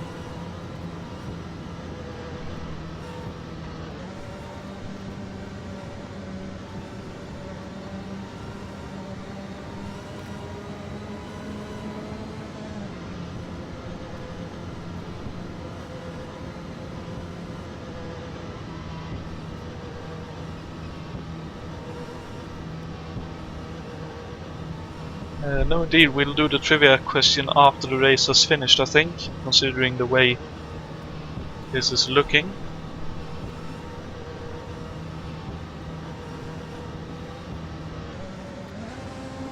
So we're now heading for the green checker. So it'll be the finish here, no matter how it goes. But let's see if anything changes in the pack. We've been given the order to hold station. Okay, then it'll be the finish flag. So Alberto Ibanez wins the Marlboro 500. Congratulations, Alberto! Fantastic drive. Second will be Richard Coxon with an equally fantastic drive, absolutely stunning with that Yud. Even though he has a bit more power, it's still a magnificent run. Adam Hackman with a stunning performance gets third. Was there towards the end of the race and put his car to very good use for Quaker Racing, third of course. Raoul Jereb finishes fourth, so a very good recovery drive in the Doug Shearson Racing entry. David Yates picks up fifth in the end, so fantastic recovery drive for him. He was of course way back in the high teens, about halfway through the race. Sixth will be Thiago Canola with a bit of a moment on the cool down lap for heading for the pits, so his pit crew will be a bit angry with him for that. But sixth for him in the Dick Simon Racing entry. Ryan Yannick will pick up seventh in this race. Eighth will be Dave Miller, a very good finish for you, mate, so congratulations on that. Ninth will be David Jun, so he'll be slightly disappointed with that, I think, considering he won it last time out, but still a good finish. 10th with a fantastic drive by Greg Della Cella. He didn't actually heed the hold station thingy, so we'll see if that's possibly reversed, because I think Jason White was ahead of him before the start-finish line. But Greg, for the moment, rounding out the top 10, so a fantastic finish for him. Big congratulations. Jason White gets 11th for Hemmelgarn Racing and the second of the Yud cars, so even if that's 11th and not 10th, that's a really great drive from him. 12th is Bruno Chacon in the Porsche, so I believe he's the last points finisher, so congratulations to Porsche North America and Bruno Chacon for that. 13th after an early off is Jakob Fredriksson, 14th for Jason Fitch, and last running car was Lewis Stevens for the Dale Coyne Racing entry in 15th.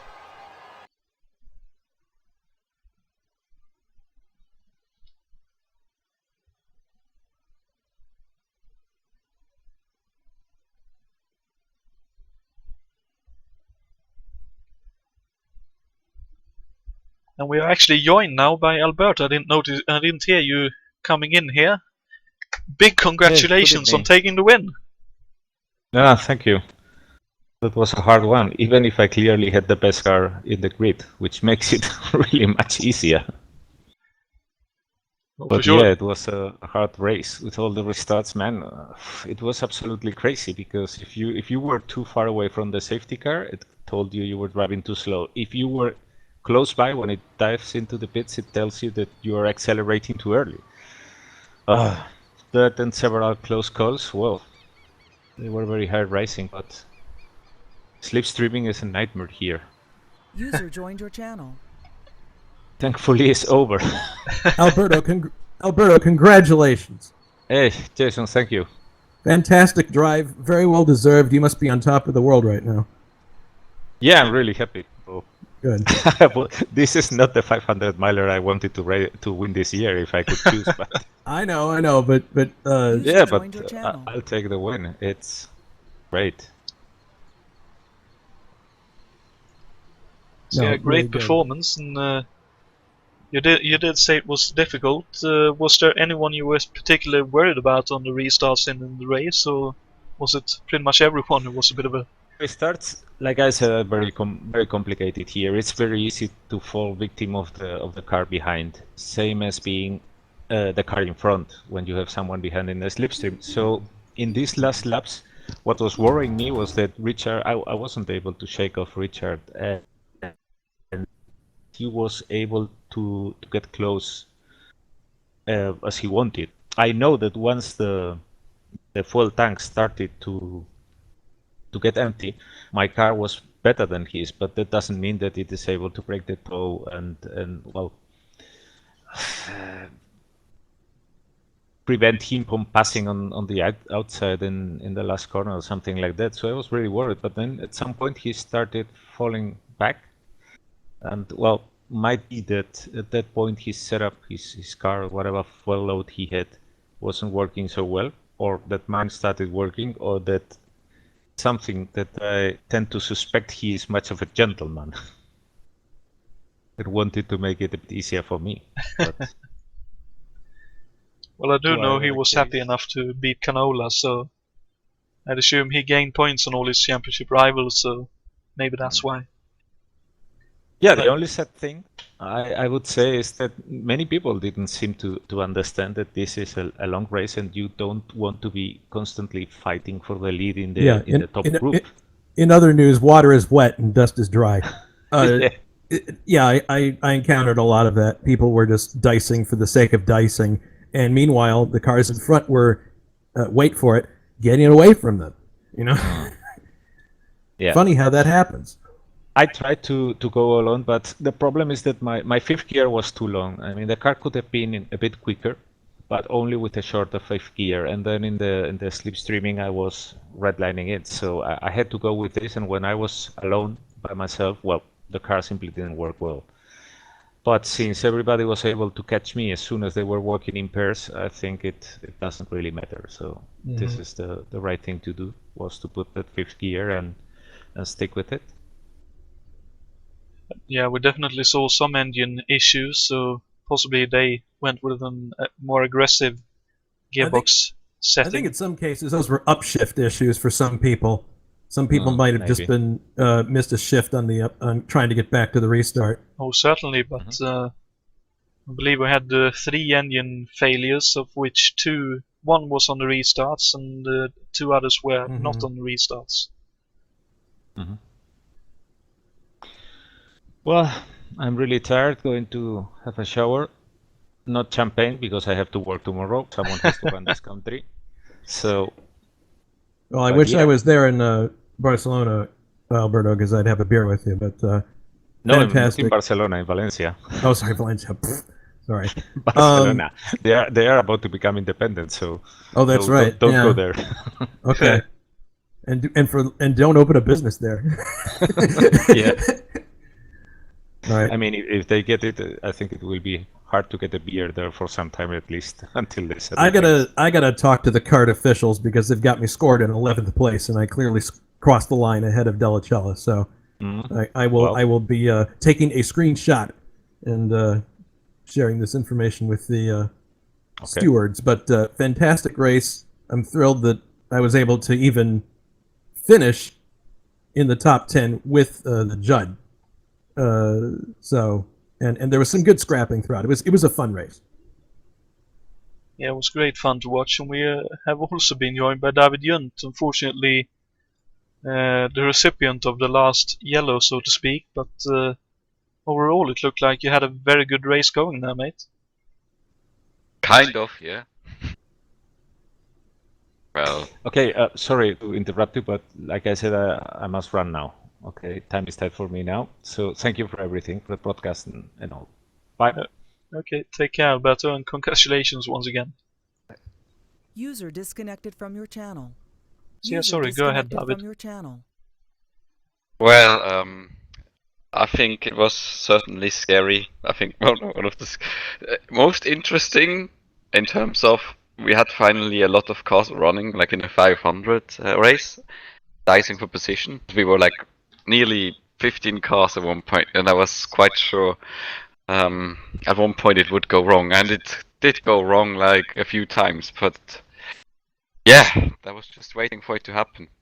But it was, for the most part, I mean, it was cool, but I have to say some not really sure if they really get how to drive over races. I was all the time hanging back, nearly always at the end of any train, which then made you vulnerable to be overtaken or to lose the connection to the front, which happened like a few times.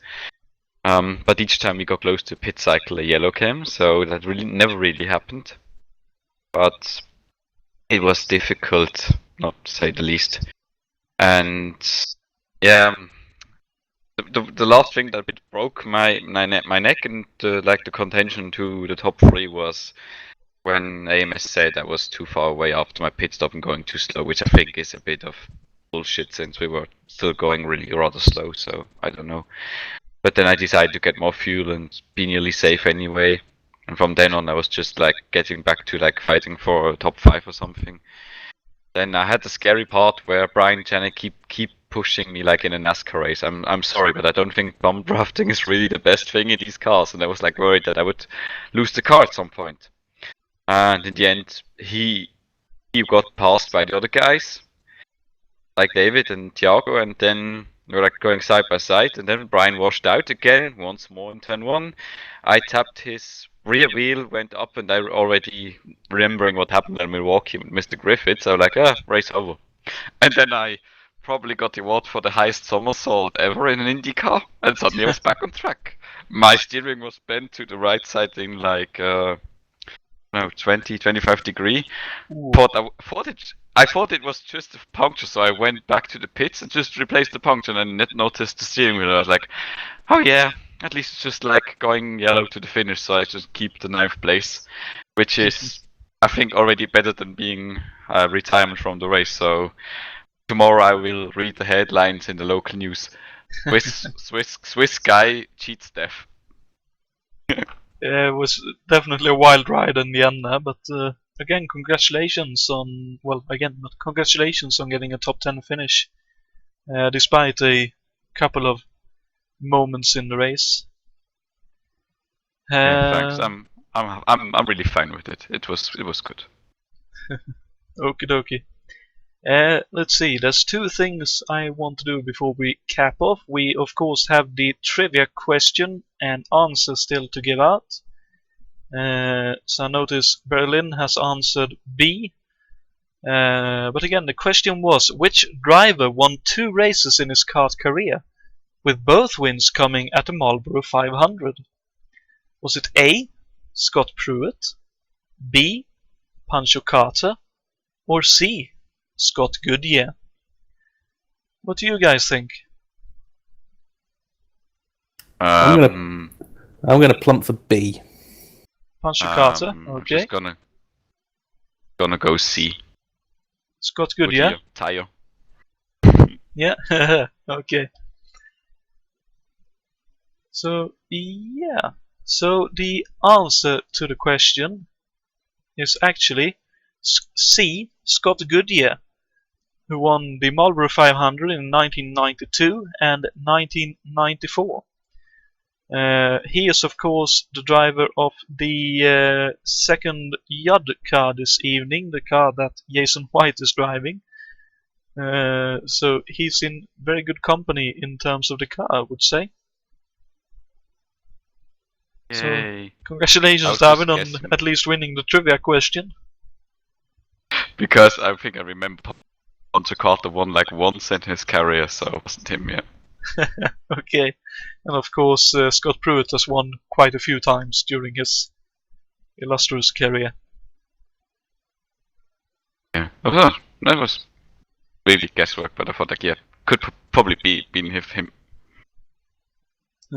Possibly. So yeah, any ending thoughts, Dave or David, before we cap off the broadcast and the event? I'm personally looking forward to more road course races. It's not bad ovals, it's fun. I'm gonna look forward to more normal tracks again, especially like Meadowlands and probably was it Toronto? Yeah, those. Okay. What about you, Dave? That's funny, I was going to say I'm looking forward to more ovals. Damn it! Okie dokie. Well, then, thank you very much everyone for tuning into this event. Thank you to all our participants for putting on a great show. This is probably the most exciting 500 race we've had at HSO for about 2 years' time, probably, since the last Michigan 500. Now I'm saying too much. But at least I think the most exciting 500 race we've had this year. Even though Indianapolis was quite exciting, this is definitely the most exciting from my point of view this year. But until next time, I believe let's actually have a quick look, see if the Formula 3 cars will be running shortly. 14th. So yeah, we will have one more race and broadcast before the summer holidays, and that'll be the Formula 3 third and fourth round with the Yon Player International Formula 3 car races from Alton Park International next week on July the 14th. But until then, have a great week and take care, and we'll see you very soon yet again. Good night, everyone.